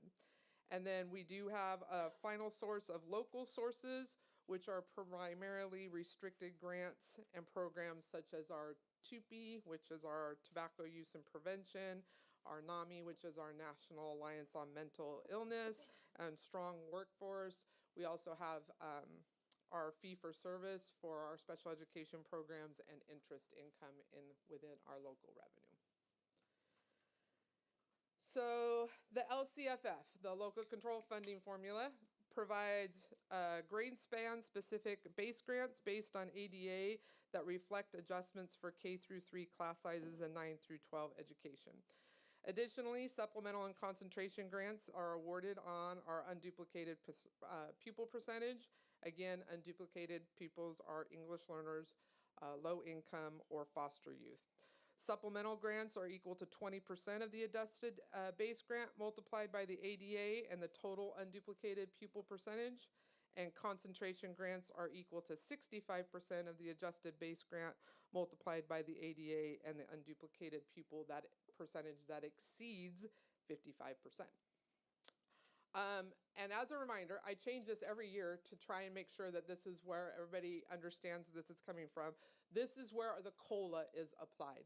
It is not applied on our final numbers. It is applied on the LCFF base grants.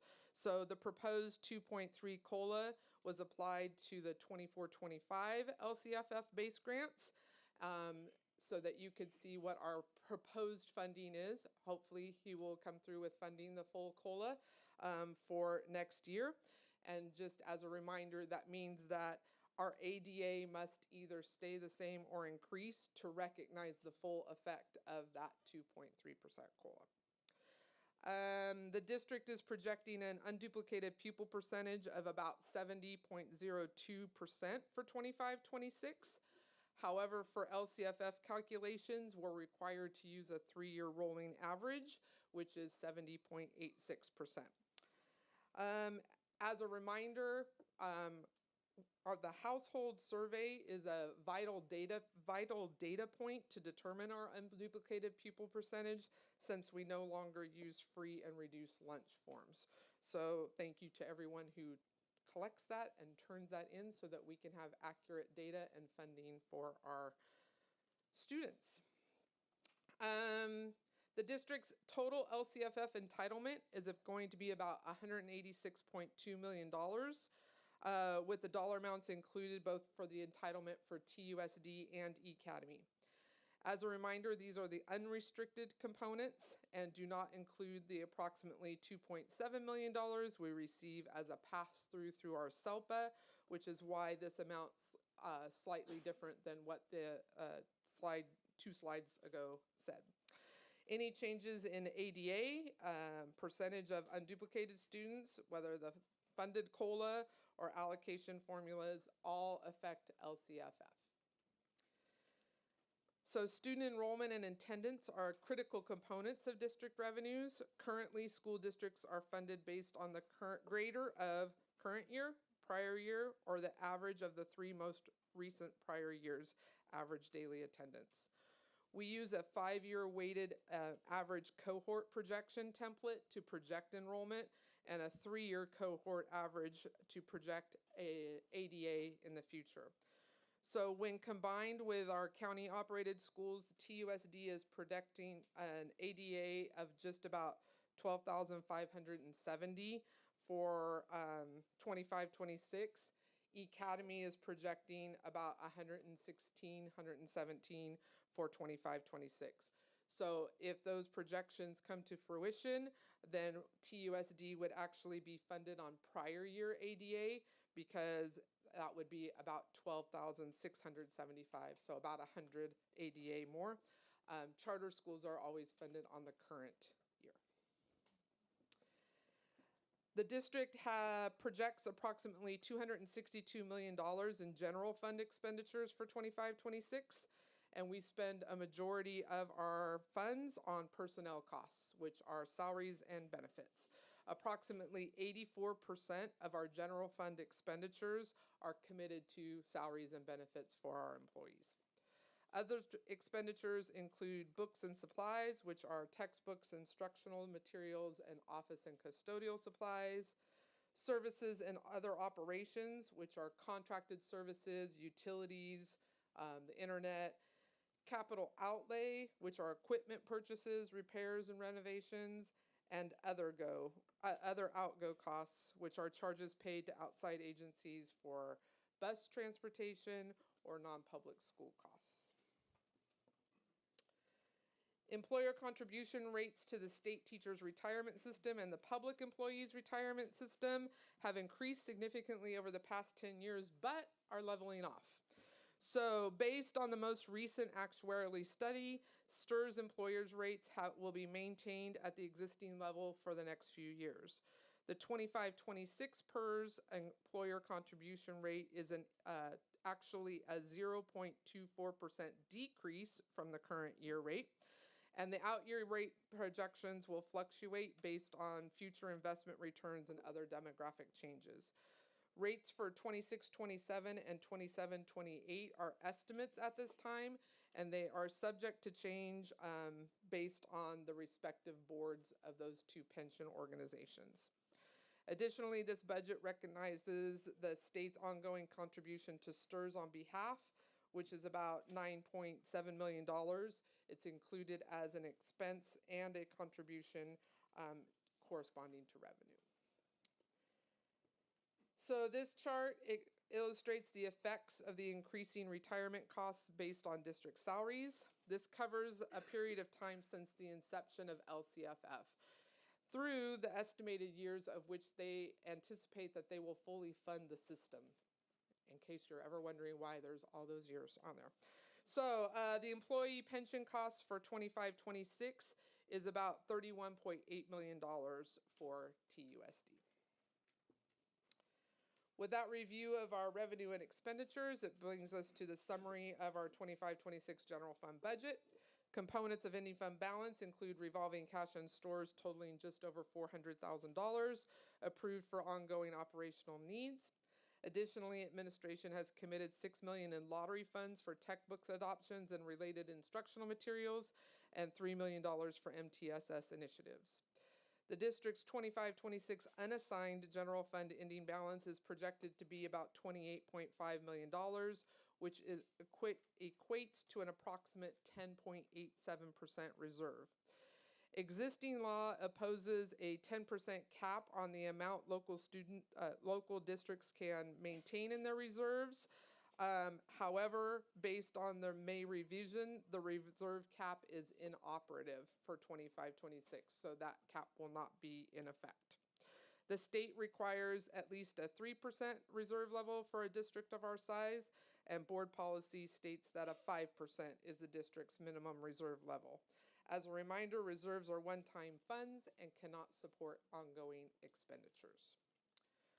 We are also required to prepare a multi-year projection for the budget year and the two subsequent fiscal years, and these projections were prepared using factors from the May revised, Stanislaus County Office of Education, School Services of California's dartboard, and the LCFF calculator.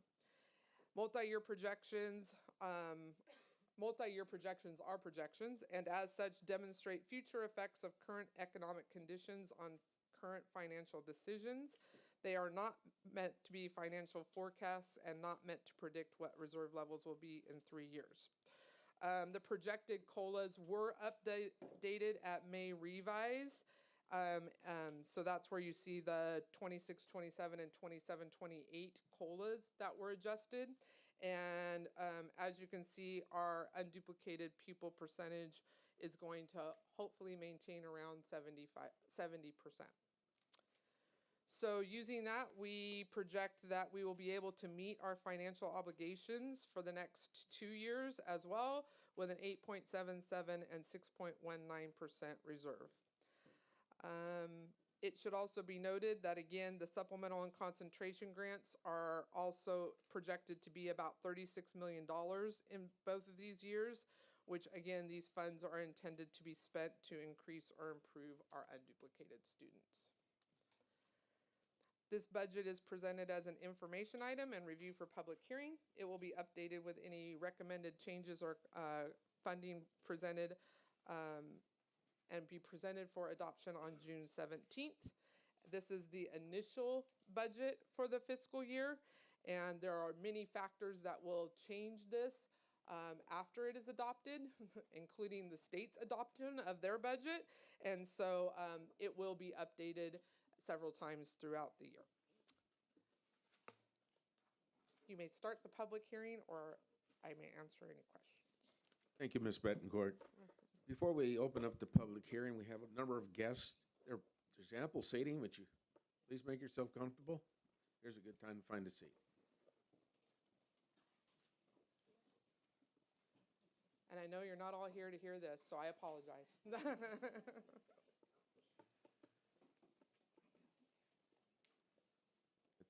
At this time, I open up the public hearing. Are there any comments from the public about this matter?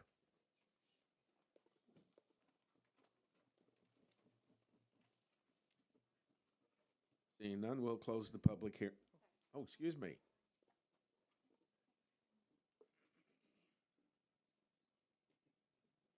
Shoe emergency. Okay. Good evening. My name is Ashley Zare, and I'm a resident here of Turlock in Area 4. I'm here tonight as a parent of 2 Walnut Elementary students, a full-time working mother, and the spouse of a full-time working father. Like so many families in our community, we rely on after-school care programs to bridge the gap between school and the end of the workday. Last year, and this is specifically related to the budget and ELOP, last year, my daughter participated in the ELOP program run by the city of Turlock. It was a positive experience. She formed meaningful friendships, not only with her peers, but also the caring and dedicated ELOP coordinators. Because of that experience, and with both of us working full-time, we decided this year to rely on the ELOP program for both of our children rather than turning to extended family for after-school care. So when we heard TUSD would be taking over the ELOP program, we anticipated there might be a few bumps in the transition, but we didn't expect what actually happened. Let's begin with the summer program. For Walnut Elementary families, we were told we had to compete with 100 available ELOP spots with students from 2 other schools, Dennis Earl and Maderos. That's 100 total spots for 3 schools. While we understand that priority was given to unduplicated students in line with state guidance, every single one of those 100 spots went to unduplicated students. My children were first and third on the wait list, and neither of them were offered a spot. We were informed of this just days before the program began. Looking ahead to the upcoming school year, we're now in a similar situation. My children are enrolled in ELOP, but once again, they're on the wait list. The registration process was deeply frustrating. As a parent who was online and ready to register the moment it went live, I encountered many technical issues that caused the registration to be delayed by a few days. And again, we've been told we won't know whether our children will have a spot in the fall program until the last week of July, just days before school starts. How are working families supposed to make childcare arrangements with such little notice? Furthermore, TUSD falls under Rate 2 for the ELOP funding tier. Given that the state offers no funding for non-unduplicated students and TUSD is incentivized to serve only unduplicated students, what pathway, if any, exists for a non-unduplicated student to access this program? So tonight, I'm asking TUSD to take a few steps to support families like mine in this upcoming school year. Number 1, look to successful models in neighboring districts and consider adopting best practices for ELOP management. Number 2, notify parents by the end of June for their child's ELOP status for the upcoming school year to allow them for enough time to plan. Number 3, partner with the city of Turlock to expand after-school care options, especially since the city receives grants and donations specifically to support these types of programs. We want to work with you to ensure that every family, not just some, can rely on quality, consistent, and accessible after-school care. Thank you. Thank you.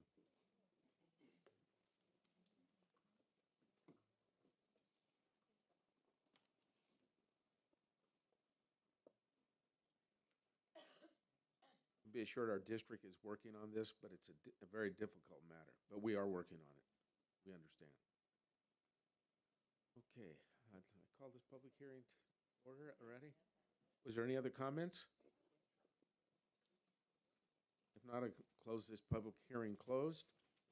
Any questions for the board about anything else? Ms. Martinez? I just have a comment. Fingers crossed that it gets passed. Good report, Marjorie, and good job. I saw you just work through all of this, and it's rough out there right now, and I get it. And so I just want to thank you and commend you for your work and your just diligence and making sure that the needle is in the right direction. Thank you. Thank you. Thank you, Ms. Betancourt. Next item on the agenda, educational service. This is an information item, item 34. Mr. Aka? All right, thank you. LCAP's going to be hard to follow, Marjorie, there, tell you what. Good evening, Board President, members of the board, Executive Cabinet, Superintendent Laddick, and members and guests in the audience, all here to see me present, I see. Got a lot of friends and folks, can't wait for the later announcement. In case you don't recognize me without my tie, I chose to go with a semi-athletic look tonight. Semi used loosely. John Aka, Director of Secondary Education, and with me, Coach Dustin Curtis, Athletic Director at Pittman High School, Coach Mike Brown, Athletic Director at Turlock High School. So here tonight to share about our very impressive programs. Kind of always have been. I'm a product of Bulldog Athletics and a student athlete there, coaches behind me, as well as a coach at Pittman for baseball for 10 years. So very excited to have the honor of just sharing an update and the successes of our student athletes and the hard work and dedication of our coaches this year. So with that said, if you didn't know, we have 24 different sports reported or programs going on throughout the year with over 1,800 plus athletes participating across both sites. You can see a large number of students earning a 3.5 or higher GPA, which is extremely impressive. We know how hard they work, how much time and commitment that takes, and then also to stay up on your academics is amazing. Multiple CCAL MVPs, and then also we had one Del Lackey Scholarship winner, that was Alexi Polito. If you don't know what that award goes to, nominated for our section, and we have some of our top athletes over the course of their 4-year career or athletic career in high schools get that. And Pittman had the Dale Lackey Scholarship Award winner. And then Turlock High School had won the 24-25 CCAL Athletic Excellence Award, meaning you get points for every win and every championship and all those things, and won that in CCAL. So very impressive. A lot of CCAL championships across all 3 levels. We're very fortunate in most, if not all of our sports, able to fill all 3 levels. I know it can be difficult for some schools, and we've been pretty consistent with that across both campuses. 12 championships at Pittman High School, 26 at Turlock High School, as well as I just want to give a congrats to Coach Krupka and her golf team. I don't know how many they won in a row. She went out a champion as she retires. And then one of the things I didn't realize, 12th in a row, that's correct, Coach, for boys golf. So just pure dominance over the last decade plus, and something to be recognized. We're certainly not recognizing all of the sports. This would take an hour, and I know our folks here don't like me, going on and on for an hour. So, but we do want to appreciate all of our coaches and their endeavors over the course of many years. Playoff successes. Both high schools, each team 20 teams making playoffs at each high school. So out of 24 sports, and you're making that many playoff runs is amazing.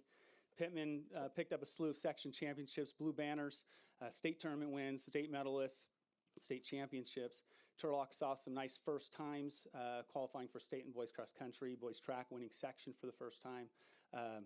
If you saw the football season last year, Turlock High having a really exciting game against Central Catholic. And as I say that, I remember I might need to look at my CIF streaming that I did pay to watch that game, and I don't think I canceled it. So when I go home tonight, I'm going to see how much. It was $10 a month since then. So, and again, many more teams having playoff success. And then the last thing that I'll speak about is year one of flag football, girls flag football. If you didn't get a chance to go see this, you have to go see next year. So exciting, so fun. The energy, brand new sport, attracting 60-plus girls. It's only going to get better. It's only going to grow. Both Pittman and Turlock were the only two schools to have a team at all three levels. And that's saying something. Pittman won the CCAL championship.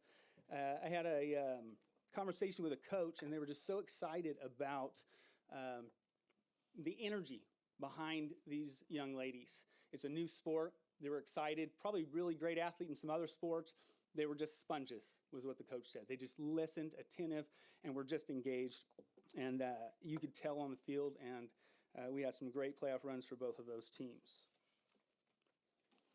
So I'm going to stop talking, and I'm going to bring up Coach Athletic Director Dustin Curtis to speak and share some celebrations from Pittman.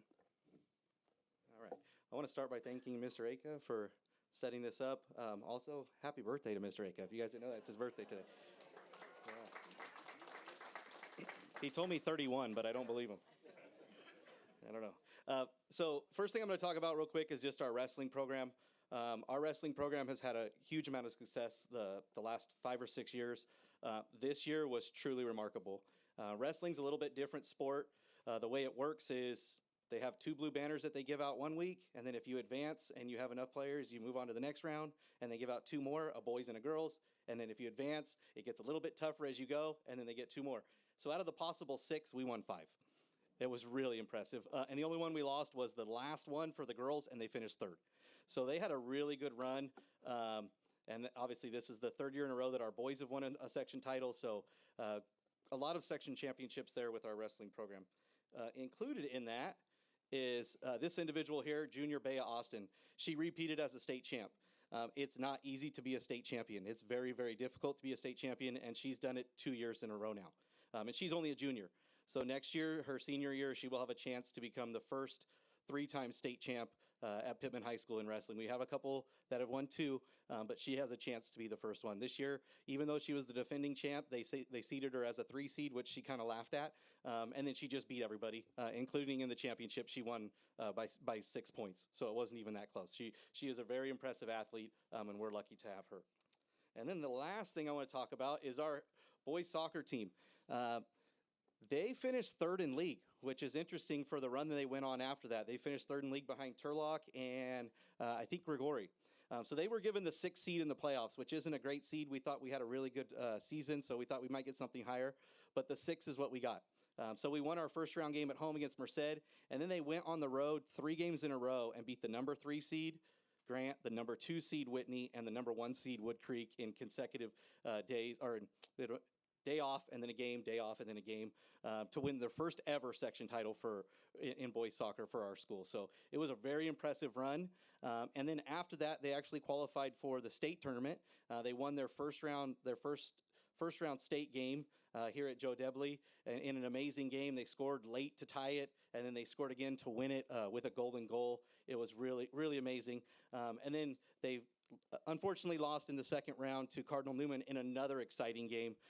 It was just a great atmosphere for the kids. I think we have the highlight of that one, do we? Okay, so I'm going to set up this next slide before we get into it. So this is the second round state tournament. This is the chance to get to the NorCal championship game. And we're playing a team from Santa Rosa, Cardinal Newman, which is a private school up there. And they're traditionally a very, very good soccer team. And we're down 1-0. And it's just about over. And if you don't know soccer, they stop the clock with 2 minutes left, and the official on the pitch keeps the track of time for the last 2 minutes. So you really don't know how much time's left. But we knew this was like the end. He was supposed to give us 2 minutes. I think he gave us about 2.5 already. And we had one last shot to see if we could tie the game up. So let's see what happens here.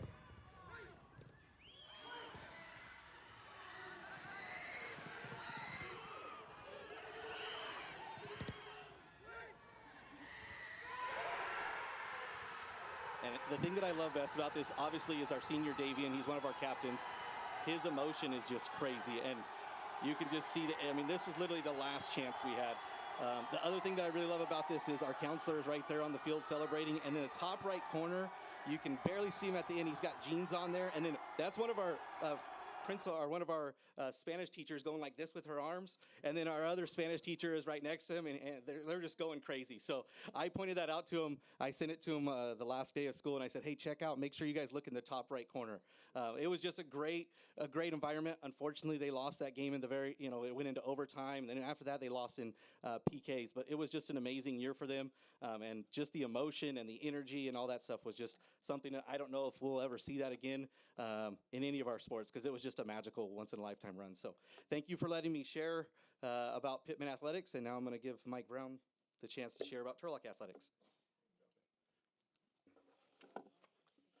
All right, I want to thank the board for having us come up, and like I said, this is the first time that I've ever had to do this, so it's kind of nice, it's kind of fun. We've had a lot of successful programs at Turlock, and our sports program is above and beyond. I mean, in our CCAL, Turlock and Pittman just dominate. I mean, we just dominate. We were talking about it. You figure we've won 38 league championships, and we think that there's only like, 50, I think, total, 50 for the whole league. So yeah, that's pretty dominating. I want to thank our staff at Turlock High, because they support athletics. I mean, teachers help us out and everything else. I mean, they do stuff for us, and our admin and our activities office, phenomenal. I mean, these are great people to work with and work for, so I appreciate that. And that all comes from you guys, because we're all programmed together. Like I said, our football program made a good run this year, and we always run up against that one team that at the very end, they beat us 3 times now, but we're going to get them this next year. I guarantee you, we're going to get them. I did want to touch on our cross country, our boys cross country. They made it to the state tournament, the state meet down in Fresno, and it's the first time in history that we've ever had an entire team qualify, and so that's saying something. And same with the boys track. Our boys track, this year we won the section, which is the first time ever. I coached track for 23 years, and like I said, that's a feat. That's a pretty big accomplishment. So I wanted to just mention that. I wanted to bring attention to 3 athletes that we have at Turlock High. These are our athletes of the year. We have, okay. Switch here. Okay, so our female athlete of the year is Reese Thomas, and she's a 2-sport athlete. She does water polo and she does swim, and she's a great person too. I mean, that's one thing we do when we talk to the coaches and we talk to we talk about, okay, what kind of person are they? What kind of athletic accomplishments are there? And Reese is a great person, really fun. And like I said, I like to get the pictures when they're younger, because to me, that's kind of fun to look at too. She has dominated in our water polo program and in our swim program. She went a long ways in swim program for the playoffs too. We had 2 this year for our boys, and you might recognize, we have Christian Maggard. He is our golf pro, and he is phenomenal. I mean, I really good friends with Jason, and it was pretty cool to see these kids come through, because as somebody who knows a kid when they're this little and they come up through and they come to high school, and he did a phenomenal job in golf. I mean, it was just one of those things where our golf program is one of the best in the state. And I mean, these leaders like this help our program so much with recruiting kids and getting kids to come in and, oh, golf, what's golf? I mean, you don't see golf in like junior high. You don't see it in elementary school. So it's one of those things where some of these kids come in, and we've had some of these kids that come in as a freshman, and they just go from one spot to another, and that's what happened with Christian. He did a great job. I mean, it was our coach said that his freshman year, he was just like, oh, this kid's going to have he's going to have some accolades by the end of this 4 years. And our other athlete of the year is Cooper Harris. And once again, he is a water polo kid and a swim. And once again, he's team captain. He's been up there for 3-4 years for our varsity water polo, and he's just dominant. This has been one of those years where we've had a lot of phenomenal things happening with Turlock and Pittman. And like you said, the soccer program, man, it's just fun to watch these kids come out there, and like you said, you got 3rd in the league, and he almost got a state championship. That's insane. I mean, they get out there in playoffs, and it's like a completely different turn-on switch, just like beating Central Catholic. That's a huge step for us. That's a huge accomplishment. one thing I want to end on is, I don't know if you guys know this or not, but Turlock and Pittman are the only two schools in our entire section, in our Division I section, that don't have full-time athletic directors. The time that we put in is unbelievable. I mean, we both teach 3 math classes before we even put our hat on for athletic director. I have to get here at 6:30 in the morning, get all my stuff ready. It just, Denair, Delhi, all Modesto, Turlock Christian, they're full-time athletic directors. I mean, this has got to get changed, because for people to put on this much time, I mean, we were talking about girls flag football, they're changing the time now. It's going to take about an hour and a half for each one of the games. That means we're going to be here till 9:30. That's tough. So as a board, I mean, these accomplishments we have, phenomenal. And I want to keep it going. But man, it's tough. So as a board, you got to think about making our position a full-time position, because without it, I don't know how much longer some people are going to do it. So just want to end on that. All right. Thank you, Coach Curtis and Coach Brown. Very proud of our athletes, very proud of our coaches, the dedication, the time they put in. Very impressive, and I'll open it for any questions. But not for me, for them. Are there any questions? Are there any questions from the board? I have one comment. The Turlock High girls varsity cross-country team also went to state. Oh, okay. And I would suggest, my daughters saw the front of this, and they were a little upset that there were no girls in the pictures. Oh, you know what? I do apologize for that. I was trying to keep it balanced, and we tried to. Their friends were over, and it was just like, I'm sure that was not the intent. But I assure you it wasn't, Mary. I know that there has been an issue with not having a full-time athletic director. I know that since I know it's been a topic that people have approached me about as well. So thank you. I appreciate it. Yeah. Our coaches have a lot of dedication to our students and our athletes, and it's very much appreciated as a parent and as a board member. Ms. Ramirez? My understanding is Roselawn also participated in sports. Is that correct? Yeah, they have, and I know Michelle's been really trying to ramp up opportunities there. It's not through CIF, but there are some alt-ed kind of leagues that you can get into, and as an effort to engage students more. Athletics brings students to school. Once it gets them to, show dedication, trying to find any ways to increase attendance and hook students into programs. So I think that's a great, idea and approach, and we hope to see that grow as well. E-Academy concurrently and can enroll. Yeah, we have athletes who are E-Academy students, and then 6th period go over to 6th period athletics as well. We work with families on that. Any other questions from Mr. Shields? Yeah, it's more of a comment than a question. I want to say thank you. I know participating in sports in high school was a big deal for me and my family. Coach Brown, you coached half of my family in cross country, and it's something that has stuck with them their whole lives, right? And my brothers are now consistent runners, and they do half marathons and 50-mile marathons and things like that. And it's something that they learned a love for running and a love for cross country in high school, doing it with their friends, and they built lifelong friendships out of it. And I know for me personally, it is something that taught a lot of my friends and I the dedication and the grit needed to get through some of the things that you're going to go through in your career path and your life and things like that. So I just want to say thank you to both of you. Thank you for your time. Thank you for your mentorship to a lot of the young adults that are going to be going into our community and the workforce and into the universities. Athletics is something that is near and dear to a lot of people's hearts, especially at the high school level. There's a lot of tradition and a lot of pride in our school district specifically. And you're right, Mr. Brown, it's dominance, right? 38 out of the 50. You look at the other school districts, and one of the other ones is Modesto City Schools has multiple, schools in our in our division. So you're talking about beating schools with much larger pools of students. And so it's a big deal, and I really appreciate your guys' time, dedication, and I really understand that we do need full-time athletic directors. That's my personal opinion. I think we need to take the next step as a district. I think we need to continue to improve our athletics.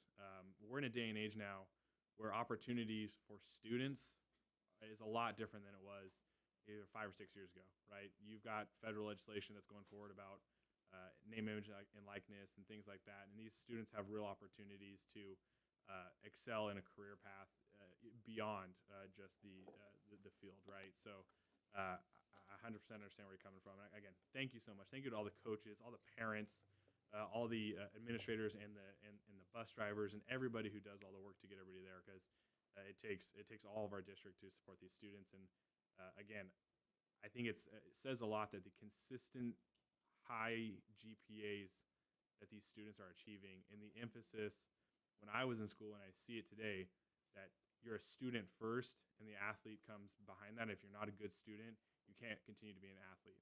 You have to focus on your education, and this is a little bit of a carrot and less of a stick, right, in this situation. So thank you guys so much. I appreciate it. Ms. Carlson? Yeah, I want to also thank you for coming in.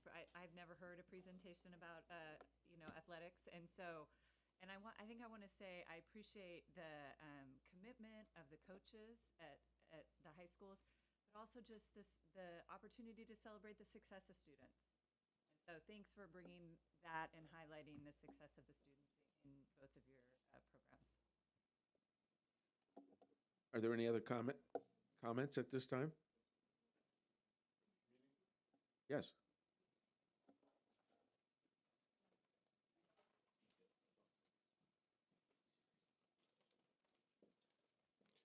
I don't mean to bring the bad news to the table, but yes, we do appreciate all the athletics in there, in the what you call it. But we had problems at the high school with the athletics. I'm picking the people on the team. It seemed like there was a couple of parents that were coming up here complaining about being misjudged or something, or their kid not being placed in the right position, or not being able to go ahead and succeed. But if I believe if you're coaching, I can guarantee this, because it's like I am a 7-year bat boy for the Oakland A's. I worked around major league people for 7 years as I was growing up. I pitched for 3 championships teams. I know baseball up and down. It is my sport. So if there was a person that I could have went in and trained and maybe made the team that wasn't maybe supposed to make the team, I would be willing to do that. I mean, I know that I will be able to coach a person into being the part of that team and not being cut, especially if it's a senior.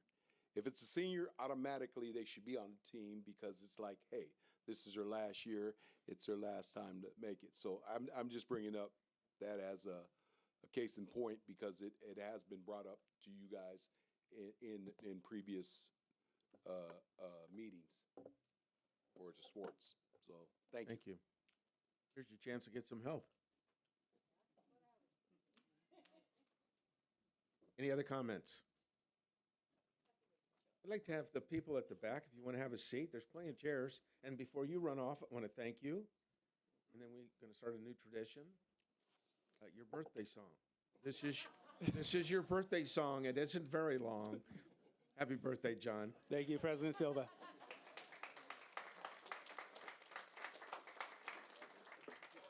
And also, I'd like to thank Mr. Brown and Mr. Curtis for the fine presentation. Very good. Next is an information item, item 35. Ms. Shantz.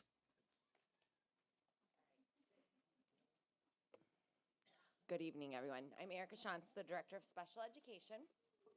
So good evening, President Silva, board members, Superintendent Laddig, cabinet, and our community members. I'm here tonight just to give a very brief overview and update of the work that the mental health leadership team has done this school year, just to keep everyone updated. One moment. There we go. So these are the members that were on our mental health leadership team this year. So our team is comprised of directors, site administrators, school psychologists, mental health clinicians, and school counselors. We had 6 different meetings over the course of the year, And really, the role of these meetings was just to kind of work. Our group felt that we were tasked with constantly working through all the changes with our mental health, our model that we had revamped. And so we did go into this year just really with the view of we're starting kind of a new process, a new program, and we're just going to take things as they come at us and help our team solve those problems. So this is the historical work of the mental health leadership team. For anybody that doesn't know, just a quick overview. So it seems like so long ago, but on the first day in August of 2024, we did do our trauma-informed strategies workshop for our certificated staff, which was overall very responsive. Everyone seemed to really enjoy that. This last year, we did restructure our mental health model just to build capacity with our site level teams, as well as making sure that all students have access to short and long-term mental health services. And we've done a lot of work on the SEL curriculum, starting with the research and initial elementary rollouts, as well as just comparisons, pilots. We Form K. Gil's not here tonight, but Form K makes this team laugh because Form K is just a document that we continuously revise, and so every time any of us say Form K, we laughed. And so when we met this last time, I said something about Form K, and everyone's like, "Stop talking about Form K," just because we've continuously updated this form. We also, last year we did revise our crisis guide and kind of revamp our risk screener process and do training for a higher number of staff on that screener. So this was our focus for this school year. We did have the Beyond SST rollout and just the different SST structure regarding mental health needs. Across the board, the school sites, all of us did a lot of work with our Tier 2 teams. Something Gil and I did do with that is we realized, gosh, I want to say it was November, we had different Tier 2 teams that should have been working together, working differently. So we just started structuring up some of that to provide some support, tying everything Gil and the county is doing with PBIS all to that, because that's really the same team. We did a lot of work with just what do small group counseling, what do those services look like, and who can or can't provide the group level counseling. Working on wellness rooms for Turlock Junior and Dutcher currently. The SEL curriculum, the rollout for elementary. We're still working on secondary, as I've shared in other presentations. Secondary is very different in regards to the structure and just how you roll something like that out. Did a lot of work on visual breakdowns for different documents regarding just tying mental health and PBIS services together. For anybody that doesn't know, there are 6 different actual IEP services for a student with IEP regarding counseling. So a lot of training around what are those different services and what do they mean and what do they look like. And then continuing to restructure and just look at our Medi-Cal billing regarding the work that our mental health clinicians do. So that's a lot of what we did this year. So at the end of all of our meetings, our last meeting, we really wanted to sit down and say, hey, what are our next steps? Where are we going next year? And where do we need to go? And so we actually did, that's when the Form K joke came up, but we went back through the last 2 years and we really looked at everything that we kind of said we were going to do, or we hadn't yet done, or we hadn't yet gotten to. And so that's how we really focused on this list. So the group overall did feel there needs to be continued support for the Character Strong pilots and initial rollout. At secondary, behavioral health and recovery services, so BHRS. This is with our county mental health. And so we do a lot of work on the special ed side with county mental health and BHRS in regards to concepts I know you guys have heard, such as RAP or in-home services, all of those components. The easiest way for me to explain BHRS probably is when you think of the concept of a homeless or a foster youth and the types of services and supports that they need. We also, sometimes we tend to forget that we have a lot of students and families here within our district that are still with their families and in our district that do need an extra layer of support at home. And those are called RAP services. And so I've been starting to meet with them to kind of to just look at some of the different components that we have going on our own school sites where students need to receive BHRS services as well as school district services.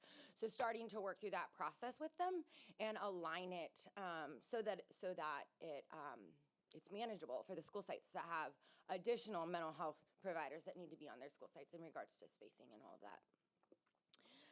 The team did feel that we really needed to kind of come up with some tier 2 teams best practices just to align everyone. Another large conversation is what's called an RFA, which is a request for assistance, and just aligning this through our current BSST process. Is something the group would like to look at, as well as, so ERMS is educationally related mental health services, and that is the highest level of mental health services that a school district can provide before we move to that county wrap level. But we want to look at a way to exit that criteria, but we also want to look at a more clearly defined short-term counseling exit criteria, and just kind of align some of those for our tier 2 teams, so it's easily more definable. At some point, the group would also like to extend the trauma-informed training to our classified staff as well. That's been something that's come up kind of consistently. And then our secondary mental health clinicians have been starting to work with the school site administrators on some different work that's going to be coming out in August. So that is really kind of where we've been, where we were this year, and what the plan for the team is for next year. I really want to just thank the individuals that took the time to be part of this group, because it was, I mean, every time we met, we had to meet for 2 to 3 hours in order to kind of get what we needed done. But really, they're a group with just a very unique level of expertise. And so them taking the time out of their days to leverage their expertise in order to help all of us and all of our school sites for all of our students, I just wanted to thank them.